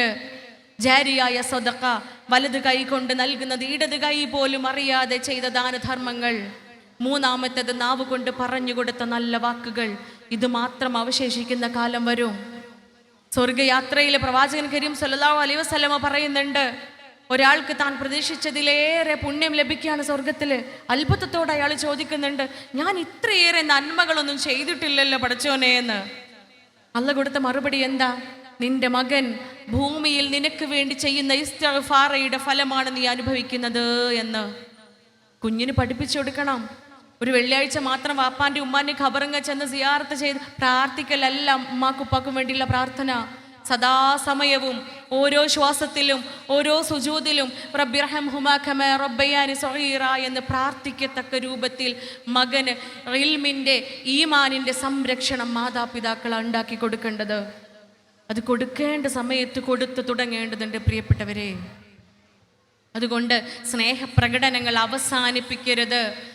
മകൻ എത്ര പ്രായമായാലും അവന് പേരക്കുട്ടികൾ ഉണ്ടായാലും നമ്മൾ ജീവിച്ചിരിപ്പുണ്ടോ? നമ്മളെ മക്കളാ. കെട്ടിപ്പിടിച്ചൊരു ഉമ്മ കൊടുക്കണം. അതുകൊണ്ട് ആ ചോദ്യം അപ്രസക്തമാണ്. എന്തിന് ഞാൻ എൻ്റെ മകന് ഉമ്മ കൊടുക്കുന്നു എന്ന സ്ത്രീയുടെ ചോദ്യത്തിൻ്റെ ഉത്തരം നമ്മുടെയൊക്കെ ഹൃദയങ്ങളിലുണ്ട്. ഞാൻ കഷ്ടപ്പെട്ട് വളർത്തി വലുതാക്കിയ എൻ്റെ പൊന്നോമന മകനാണ്, എൻ്റെ പൊന്നോമന മകളാണ്, എൻ്റെ സ്നേഹത്തിൻ്റെ പ്രകടനമാണത്. ശാസ്ത്രിക്ക് 2 ഉത്തരമുണ്ടായിരുന്നു പറയാൻ. ഒന്നാമത്തെ കാരണം അവരുടെ സ്നേഹപ്രകടനമാണ് എങ്കിൽ, രണ്ടാമത്തെ കാരണം വളരെ മനോഹരമായി ആ സ്ത്രീ പറഞ്ഞു വെച്ചു. അതെന്താണെന്നറിയോ? ആൺകുട്ടികളല്ലേ, പുറത്തു പോയി വരുന്നവരല്ലേ, അവനെ കെട്ടിപ്പിടിച്ച് ഉമ്മ കൊടുക്കുമ്പോൾ അവൻ്റെ വായ എന്തെങ്കിലും മണക്കുന്നുണ്ടോ എന്നറിയാൻ വേണ്ടിയിട്ടാ ഡോക്ടറെ ഞാൻ ഉമ്മ കൊടുക്കുന്നേന്ന്. അവൻ്റെ വായയ്ക്ക് എന്തെങ്കിലും സ്മെല്ലുണ്ടോ എന്നറിയാൻ വേണ്ടിയിട്ട്. ബുദ്ധിമതിയായ ഉമ്മ അല്ലേ? എത്രയേറെ ബുദ്ധിമതിയാണ് ഉമ്മ എന്ന് ആലോചിച്ച് നോക്കൂ. പക്ഷേ ഉമ്മ പറയാ, എൻ്റെ കുട്ടീൻ്റെ വായ എന്നും ചോക്ലേറ്റും സ്ട്രോബെറിയാണ് മണക്കാറുള്ളത് എന്ന്. എന്നും ചോക്ലേറ്റും സ്ട്രോബെറിയും മാത്രമാണ് എൻ്റെ കുട്ടീൻ്റെ വായ മണക്കാറ്. ഈ രൂപത്തിൽ മക്കളെ ഉമ്മ കൊടുത്ത് സ്ട്രോബെറിയും ചോക്ലേറ്റും മണക്കുന്ന ഉമ്മമാരാണ് നമ്മളൊക്കെ എങ്കിലും ചിന്തിക്കുക. പ്രിയപ്പെട്ടവരെ, ഇന്ന് മാർക്കറ്റിൽ അവൈലബിൾ ആയിട്ടുള്ള സിന്തറ്റിക്കോ നോൺ സിന്തറ്റിക്കോ ആയിട്ടുള്ള ഡ്രഗ്സിനൊന്നിനും മണമില്ല. ചോക്ലേറ്റിൻ്റെയും സ്ട്രോബെറിയുടെയും പൈനാപ്പിളിൻ്റെയൊക്കെ ഫ്ലേവറിൽ കിട്ടുന്ന ഡ്രഗ്സ് അവൈലബിൾ ആണ് ഇന്ന് മാർക്കറ്റിൽ. എന്നും അവൻ മിൽക്കി ബാറും ചോക്ലേറ്റും ഡയറി മിൽക്കും സ്നിക്കേഴ്സും തിന്നു വരുന്നതല്ല. അവൻ ഉപയോഗിക്കുന്ന ഡ്രഗ്സിൻ്റെ ഫ്ലേവർ, സ്മെല്ല് ഇതൊക്കെയാണ്. അതാ പറഞ്ഞത്, നമുക്കറിവില്ല, മക്കളോടും അറിവില്ല നമുക്ക്. നമ്മളിപ്പോഴും ലക്ഷണം നോക്കി നടക്കുക. എൻ്റെ കുട്ടി ആടി വരുന്നുണ്ടോ, ഓൻ്റെ കണ്ണ് ചുമക്കുന്നുണ്ടോ, ഓൻ്റെ ശരീരത്തിന് എന്തെങ്കിലും അബ്നോർമൽ ഫോൾ സ്മെല്ലുണ്ടോ? ഫോൾ സ്മെല്ലൊന്നും ഉണ്ടാവില്ല. ഇപ്പോൾ ചീത്ത സ്മെല്ലൊന്നും ഉണ്ടാവില്ല. ഇത്തരത്തിലുള്ള നല്ല സ്മെല്ലുകളുള്ള വസ്തുക്കൾ, സബ്സ്റ്റൻസുകൾ അവൈലബിളാണ്, ഈസിലി അവൈലബിൾ ആണ്. പണ്ടത്തെ പോലെയല്ല.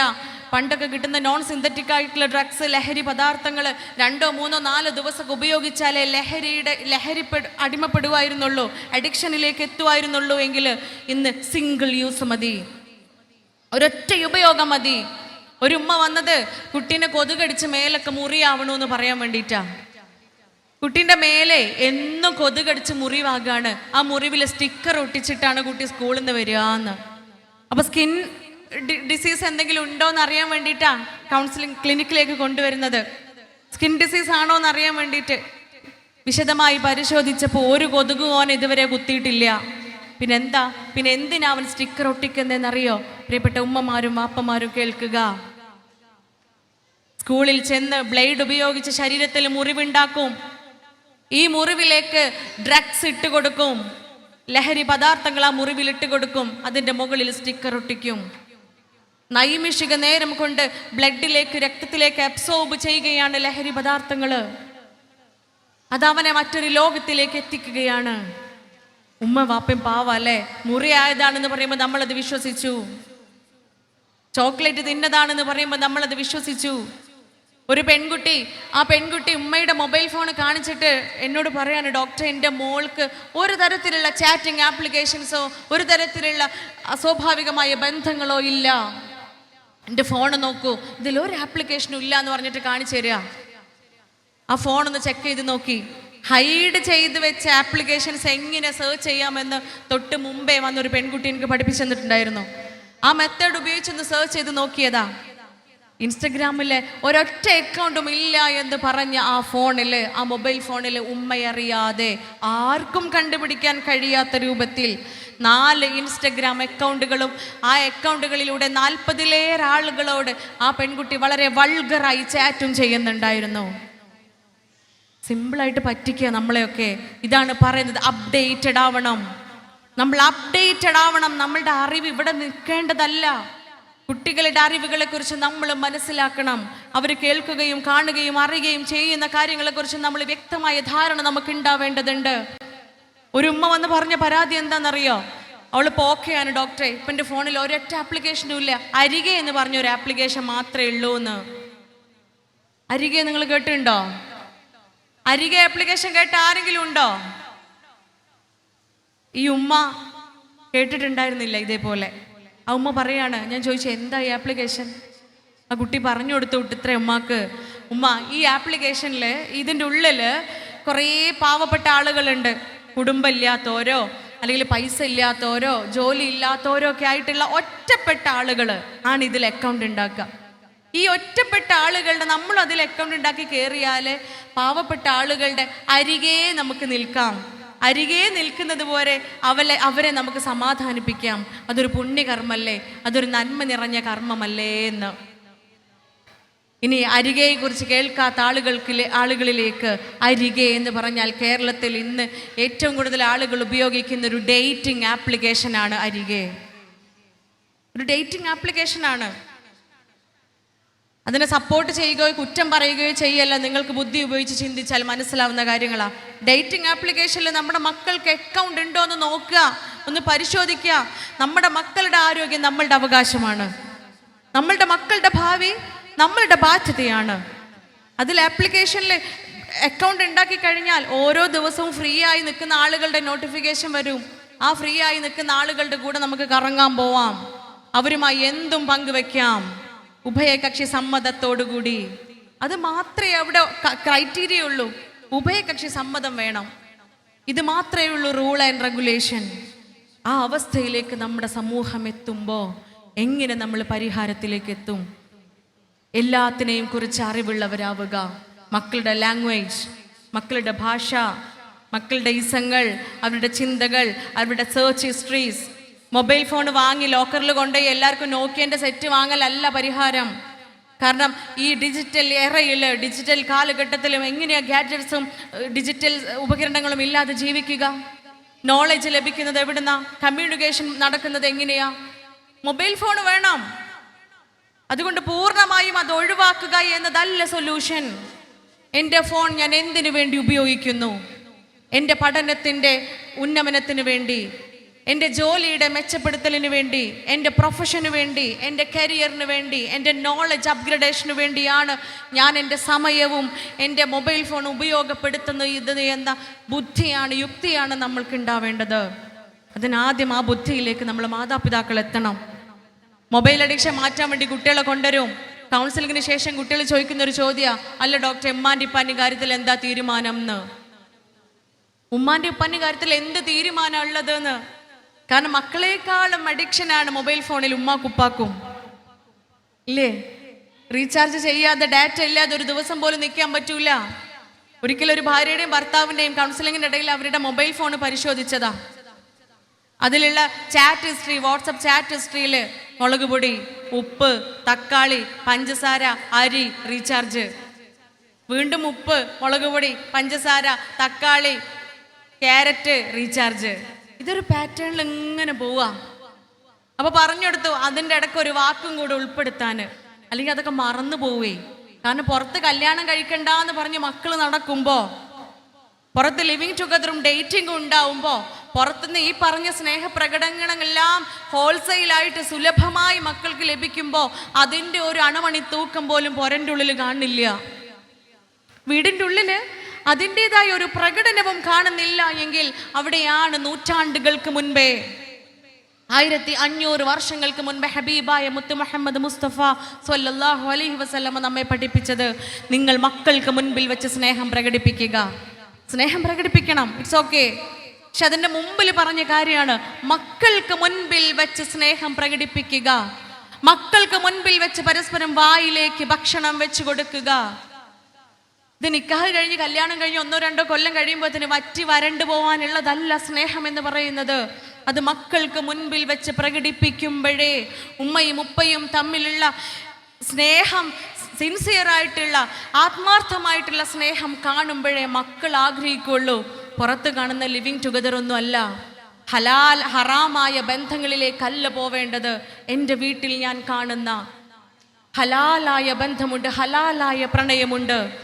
എൻ്റെ ഉപ്പ എൻ്റെ ഉമ്മയെ സ്നേഹിക്കുന്നത് പോലെ, എൻ്റെ ഉപ്പ എൻ്റെ ഉമ്മയെ പരിഗണിക്കുന്നത് പോലെ പരിഗണിക്കുന്ന ഭർത്താവിനെ എനിക്ക് ലഭിക്കണമേ എന്ന് നമ്മളെ പെൺകുട്ടികൾ പറയണമെങ്കിൽ വാപ്പ അങ്ങനെ ആവണം. എൻ്റെ ഉമ്മ എൻ്റെ ഉപ്പയെ സ്നേഹിക്കുകയും അനുസരിക്കുകയും പരിഗണിക്കുകയും ബഹുമാനിക്കുകയും ചെയ്യുന്നത് പോലെ സ്നേഹിക്കുകയും പരിഗണിക്കുകയും ചെയ്യുന്ന ഒരു ഭാര്യയെ എനിക്ക് ലഭിക്കണമേ എന്ന് നമ്മൾ ആൺകുട്ടികൾ പറയണമെങ്കിലേ ഉമ്മ വീട്ടിൽ അങ്ങനെയാവണം.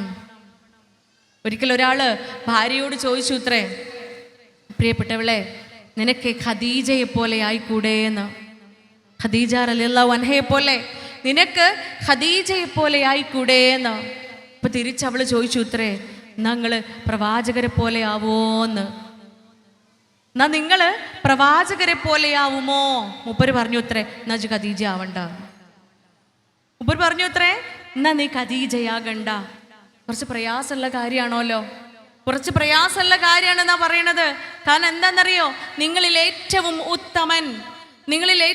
ഉത്തമൻ പള്ളിക്കാർക്ക് പ്രധാനപ്പെട്ടവനായിട്ട് കാര്യമല്ല, നാട്ടുകാരെ പ്രശ്നം തീർത്തു കൊടുക്കണവനായിട്ടും കാര്യമല്ല, പേരും പ്രശസ്തിയും പെരുമയും ഒന്നും ഉള്ളവനായിട്ടും കാര്യമല്ല, കുടുംബ മഹിമ ഉണ്ടായിട്ടും കാര്യമല്ലോ. അതൊന്നും അവിടെ കനം തൂങ്ങൂല്ല എന്ന്.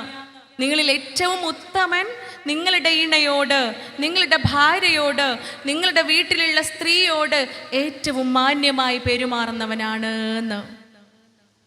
അവളോട് ഏറ്റവും മാന്യമായി പെരുമാറുന്നവനാ. ഈ പുറത്തുള്ള എല്ലാ ഫ്രസ്ട്രേഷനും കൊണ്ടുപോയി തീർക്കുക എവിടെയാ?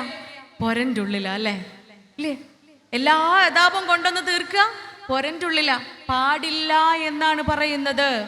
പരാതി കേൾക്കാറുണ്ട് പലപ്പോഴും, പേരൻ്റെ ഉള്ളിൽ പോയ ഒരു സ്വസ്ഥതയില്ല ഡോക്ടറെ എന്ന്. എന്തുകൊണ്ടാ? വീടിനകത്തേക്ക് കയറുമ്പോൾ ബിസ്മി ചൊല്ലി കയറാൻ പഠിപ്പിച്ച മതമാണ് ഇസ്ലാം. ബിസ്മില്ലാഹിർ റഹ്മാനിർ റഹീം എന്ന് ചൊല്ലി കയറുക, സലാം അഭിസംബോധന ചെയ്ത് കയറുക, സലാം പറഞ്ഞുകൊണ്ട് സമാധാനം അങ്ങോട്ടും ഇങ്ങോട്ടും ആശംസിച്ചുകൊണ്ട് കയറുക. കാരണം അങ്ങാടിയിലുള്ള പിശാചുക്കളൊക്കെ കൂടെ പോരുന്നുണ്ടാവും. അങ്ങാടിന്ന് ലഭിച്ച് കിട്ടിയ പിശാചുക്കളൊക്കെ നമ്മളെ കൂടെ പോരും. അത് വീടിൻ്റെ ഉള്ളിലേക്ക് കയറുമ്പോൾ ആ പിശാചുക്കളെ അകറ്റുവാൻ വേണ്ടി ബിസ്മി ചൊല്ലാനും സലാം പറയുവാനും പറയുമ്പോൾ psychologically that is what is called negative energy. രണ്ടുപേർ തമ്മിൽ കമ്മ്യൂണിക്കേറ്റ് ചെയ്യുമ്പോൾ, രണ്ടുപേർ തമ്മിൽ സംസാരിക്കുമ്പോൾ ഒരാൾ നെഗറ്റീവ് തോട്ട്സ് മാത്രം നമ്മളോട് കമ്മ്യൂണിക്കേറ്റ് ചെയ്യാണ്. ആ നെഗറ്റിവിറ്റി നമുക്ക് കിട്ടും. അതിനെയാണ് ഇവിടെ പൈശാചികതയുമായി നമുക്ക് കമ്പയർ ചെയ്യാം. ആ നെഗറ്റീവ് എനർജിയുമായി നമ്മൾ കയറുമ്പോൾ അഊദു ബില്ലാഹി മിനശ് ശൈത്താനിർ റജീം എന്ന് ചൊല്ലുമ്പോൾ, ബിസ്മി ചൊല്ലുമ്പോൾ, സലാം പറയുമ്പോൾ ആ നെഗറ്റീവ് എനർജി ഇല്ലാതെയായി പോവാ. അവിടെ പരസ്പരം മനസ്സിലാക്കാനുള്ള ശേഷി ഉണ്ടാവും, പിണക്കങ്ങളൊക്കെ ഉണ്ടാവും. പക്ഷെ തോറ്റു കൊടുക്കാൻ പഠിക്കണം, അല്ലേ? ഹബീബ് കരീം സല്ലല്ലാഹു അലൈഹി വസല്ലമയുടെ മനോഹരമായ മാതൃകയാണ് ആയിഷ ബീവി റളിയല്ലാഹു അൻഹയുമായി ഓട്ട മത്സരം നടത്തുമായിരുന്നു പോലും. നമ്മളൊക്കെ കേട്ടിട്ടുള്ള ചരിത്ര. ഓട്ട മത്സരം നടത്തിയതല്ല വലിയ കാര്യം, പ്രവാചകൻ കരീം സല്ലല്ലാഹു അലൈഹി വസല്ലമ തോറ്റു കൊടുക്കുമായിരുന്നു തൻ്റെ പ്രിയപ്പെട്ടവൾക്ക്. തോറ്റു കൊടുക്കാൻ നമുക്കൊക്കെ മടി. ആദ്യം മൂപ്പര് മിണ്ടട്ടെ, ആദ്യം ഓള് മിണ്ടട്ടെ. എത്ര ദിവസങ്ങളാ പിണങ്ങി നിൽക്കുന്നത് പ്രിയപ്പെട്ടവരെ? എത്ര ദിവസമാണ് ഭാര്യ ഭർത്താക്കന്മാരെ മിണ്ടാതെ ഭക്ഷണം കഴിച്ചിറങ്ങി പോവുക, ഒരു വാക്ക് പോലും അവളോട് മിണ്ടാതെ 2 റൂമുകളായി കിടന്നുറങ്ങി എത്ര ദിവസം കഴിച്ചു കൂട്ടുന്നുണ്ട്? തെറ്റാണ്, അനിസ്ലാമികമാണ്. അതിഗൗരവമായി ചിന്തിക്കേണ്ടതുണ്ട്. മക്കൾക്ക് നൽകുന്നത് അതിദാരുണമായ ചിന്തകളാണ്, അനുഭവങ്ങളാണ്, പാഠങ്ങളാണ്. കുട്ടികൾ കെട്ടാൻ താല്പര്യപ്പെടൂല. ക്ലിനിക്കിൽ ഏറ്റവും കൂടുതൽ വരുന്ന കേസുകളാ, എന്തിനാ ഡോക്ടറെ വേലിമ കിടക്കണ പാമ്പിനെടുത്ത് തലയിലിടണേന്ന്. എൻ്റെ ഉമ്മ എന്നെ കല്യാണം കഴിഞ്ഞ് അന്ന് മുതൽ തുടങ്ങിയത് അമ്മാൻ്റെ അതാബ് എന്ന് നാഴികയ്ക്ക് 40 വട്ടം പറയുന്നുണ്ട്. ഉപ്പാക്കും എന്നും ടെൻഷനും പ്രയാസം. എന്തിനാ കെട്ടണേ? ഒരു മോനും മോളും കൗൺസിലിങ്ങിന് ഉമ്മാനിപ്പാനും കൊണ്ടുവന്നത് എന്തിനാണെന്നറിയോ? ഡോക്ടറെ ഇവരൊന്ന് പിരിച്ചു തരുമോന്ന് ചോദിച്ചിട്ട്. ആദ്യത്തെ അനുഭവമായിരുന്നു. അവസാനത്തേതുമാവട്ടെ എന്നാണ് എൻ്റെ പ്രാർത്ഥന. ഉമ്മാനിപ്പാനും പിരിച്ചു തരുമോന്ന് ചോദിച്ചിട്ടേ. കാരണം എന്നും വീട്ടിൽ പ്രശ്നങ്ങളാ, ബഹളമാണ്, അനിസ്ലാമികമാണ്. അള്ളാഹിന്റെ പ്രവാചകൻ കരീം സല്ലല്ലാഹു അലൈഹി വസല്ലം ഒരിക്കൽ പോലും തൻ്റെ ഭാര്യമാരെ അടിക്കുകയോ ശകാരിക്കുകയോ കുറ്റപ്പെടുത്തുകയോ ചെയ്തിട്ടില്ല എന്ന്. നിങ്ങളിൽ ഏറ്റവും നീചൻ നിങ്ങളുടെ ഭാര്യമാരുടെ ന്യൂനതകൾ മറ്റുള്ളവരോട് പരസ്യമാക്കുന്നവനാണ് എന്ന് കൂടി ഓർക്കുക. ഇതൊക്കെ ആണുങ്ങൾക്കുള്ള ബാധ്യതകളാ. ആണുങ്ങൾക്കുള്ള ബാധ്യതകളെല്ലാം കൂടെ കേട്ടാൽ പെണ്ണ് കെട്ടാൻ ഇത്തിരി ഭയക്കും. അത്രയേറെ സ്ത്രീയോട് ബാധ്യതയുണ്ട്. സാമ്പത്തികപരമായിട്ട് പെണ്ണിന് എന്തെങ്കിലും ബാധ്യത ഉണ്ടോ? ഒരിക്കലും ഒരു സ്ത്രീ ഫോൺ ചെയ്ത് ചോദിച്ചതാണ്, ഇസ്ലാമില് സ്വത്തവകാശത്തിലെ അനീതിയല്ലേ കാണിക്കുന്നത്, പിന്നെന്ത് ഇക്വാലിറ്റിയാണ് ഇസ്ലാമിലുള്ളത്? സ്ത്രീ പുരുഷ ഇക്വാലിറ്റി ഇല്ലല്ലോ, സമത്വം ഇല്ലല്ലോ. കാരണം പെണ്ണിന് എന്താണെങ്കിലും ആങ്ങളെൻ്റെ പകുതിയെ കൊടുക്കണുള്ളൂ, ഇല്ലേ? ദീനിനെ കുറിച്ച് ഒന്നും അറിയാത്തവർക്കും അതറിയുണ്ടാവും, ഓൻ്റെ പകുതി എനിക്ക് കിട്ടണമെന്ന്. ആരുടെ പകുതി? ആങ്ങളെൻ്റെ. പക്ഷേ ദീന് പറയുന്ന മറ്റൊരു കാര്യം കൂടി നമ്മൾ ഓർക്കണം. ഓന് നമ്മളെക്കാളും ഒരിരട്ടി കൊടുക്കുന്നുണ്ട് എങ്കിൽ അവന് ബാധ്യതകളുണ്ട്. പ്രിയപ്പെട്ടവരെ, മാതാപിതാക്കൾ, ഭാര്യ, സന്താനങ്ങൾ, വീട്ടിലുള്ള പെങ്ങന്മാർ, കല്യാണം കഴിക്കാതെ വീട്ടിലിരിക്കുന്ന പെങ്ങന്മാർ, വിവാഹമോചിതരായി വീട്ടിലിരിക്കുന്ന പെങ്ങന്മാർ, ഇവരുടെയൊക്കെ ബാധ്യത ഓനാ. നമുക്ക് വല്ല ബാധ്യതയുണ്ടോ? നമുക്ക് വല്ല ബാധ്യതയുണ്ടോ? ഞാൻ ഇവിടുന്ന് ക്ലാസ് കഴിഞ്ഞ് പോകുമ്പോൾ എനിക്കൊരു ജ്യൂസ് കുടിക്കണമെന്ന് തോന്നിയ ആ ജ്യൂസ് പോലും ഞാൻ എൻ്റെ പണം കൊണ്ട് വാങ്ങേണ്ടതില്ല. എനിക്ക് ജ്യൂസ് വാങ്ങി തരേണ്ടത് ആരാ? നൗഷാദൊക്കെയാണ്. പ്രിയപ്പെട്ടവരെ, ആരാ നമ്മളെ നോക്കേണ്ടത്? ആരാ നമുക്ക് ജ്യൂസ് വാങ്ങി തരേണ്ടത്? നൗഷാദൊക്കെ. നിങ്ങൾക്കൊന്നും ജ്യൂസ് വാങ്ങി തരില്ല, എനിക്ക് മാത്രം. എനിക്ക് ജ്യൂസ് വാങ്ങി തരേണ്ടത് നൗഷാദൊക്കെയാണ്. എൻ്റെ ഓരോ കാര്യങ്ങളുടെയും ബാധ്യത അദ്ദേഹത്തിനാണ്. എൻ്റെ പൈസ അവിടെ പെട്ടിയിൽ പാത്ത് വെച്ചാൽ മതി. എൻ്റെ ഉമ്മയും ഈ പറയണ കാരണങ്ങൾ കൊണ്ട് ആരുടെയെങ്കിലും കുടുംബത്തിൽ എന്തെങ്കിലും പ്രശ്നങ്ങൾ ഉണ്ടെങ്കിൽ പരിഹാരം ഉണ്ട് കേട്ടാ. കാരണം ഇനി പറയാൻ പോകുന്ന കാര്യങ്ങൾ അങ്ങനത്തെ കാര്യങ്ങളൊക്കെ ആണേ. എൻ്റെ ഉപ്പയും ഉമ്മയും എനിക്ക് സമ്മാനമായി നൽകിയ സ്വർണം ധാരതാ? നമ്മളിത് രണ്ടാളതും ആണോ? സ്വർണത്തിന്റെ കാര്യം വരുമ്പോൾ നമ്മളതല്ലേ, ഇല്ലേ? കൊണ്ടുപോയി പണയൊക്കെ വെച്ച് അല്ലെങ്കിൽ വിറ്റതിനൊക്കെ ശേഷം അറിയാം, എടി എൻ്റെ 5 പവൻ്റെ മാലല്ലേ, അത് ഞാൻ എടുത്തിട്ടുണ്ടോ ഉണ്ടിട്ടോന്ന്. അവസാനം അമ്മായിമാരൊരു ചോദ്യവും, അനക്ക് സ്വർണ്ണോ എൻ്റെ പുതിയാപ്പിളയോ വലുത്? അല്ലേ? അനക്ക് സ്വർണ്ണോ ഇൻ്റെ മകനോ വലുത് എന്ന്. ഇമോഷണൽ ബ്ലാക്ക്മെയിലിംഗ് ആണ് അവിടെ സംഭവിക്കുന്നത്. ആരാ വലുതെന്ന് വെച്ചാൽ പെണ്ണെന്താ പറയാ? 8 പുതിയാപ്പിളയല്ലേ വലുത്. പക്ഷെ ദീൻ അങ്ങനെയല്ല പ്രിയപ്പെട്ടവരുടെ. അവളുടെ ധനം അത് അവൾക്ക് അവകാശപ്പെട്ടതാണ്. അവളുടെ പൂർണ്ണ സമ്മതത്തോടുകൂടി അവൾ അത് പുരുഷന് കൊടുക്കുന്നുണ്ട്, അവളുടെ ഇണക്ക് കൊടുക്കുന്നുണ്ട് എങ്കിൽ മാത്രം അവന് വാങ്ങിക്കാം. അല്ലെങ്കിൽ തെറ്റാന്നാ ദീന് പഠിപ്പിക്കണേ. ഈ സ്വർണത്തിന്റെ പേരിൽ എത്ര കുടുംബങ്ങളിലാണെന്നറിയാം പ്രശ്നങ്ങൾ ഉണ്ടാവാറുള്ളത്. എത്ര കുടുംബങ്ങളിൽ പ്രശ്നങ്ങൾ ഉണ്ടാവാറുണ്ട്. ഉമ്മമാരും വാപ്പമാരും അത് ചിന്തിക്കേണ്ടത്. എത്ര കഷ്ടപ്പെട്ട ഈ ഉമ്മയെ വാപ്പയെ സ്വർണ്ണം ഉണ്ടാക്കി കൊടുക്കുന്നത് മക്കൾക്ക്. എത്ര കഷ്ടപ്പെട്ട, എത്ര അധ്വാനത്തിന്റെ ഫലമാണ്. അത്തരം ചിന്തകളിൽ നിന്നൊക്കെ നമ്മളെ നാട് അപ്ഡേറ്റഡ് ആവേണ്ടതുണ്ട്. എന്തിനാണ് സ്വർണം ഇല്ലാതെ, ദിവസങ്ങൾ നീണ്ട ആർഭാടങ്ങളില്ലാതെ? ഇതൊക്കെ പണമാണ് പ്രിയപ്പെട്ടവരെ. ആ രീതിയിൽ ലളിതമായ രൂപത്തിൽ വിവാഹം കഴിപ്പിച്ചയക്കാൻ സാധിക്കണം നമ്മുടെ മക്കളെ. ആ പക്വതയിലേക്ക് നമ്മുടെ മക്കളെ, പെൺമക്കളെയും ആൺമക്കളെയും എത്തിക്കേണ്ടതുണ്ട്.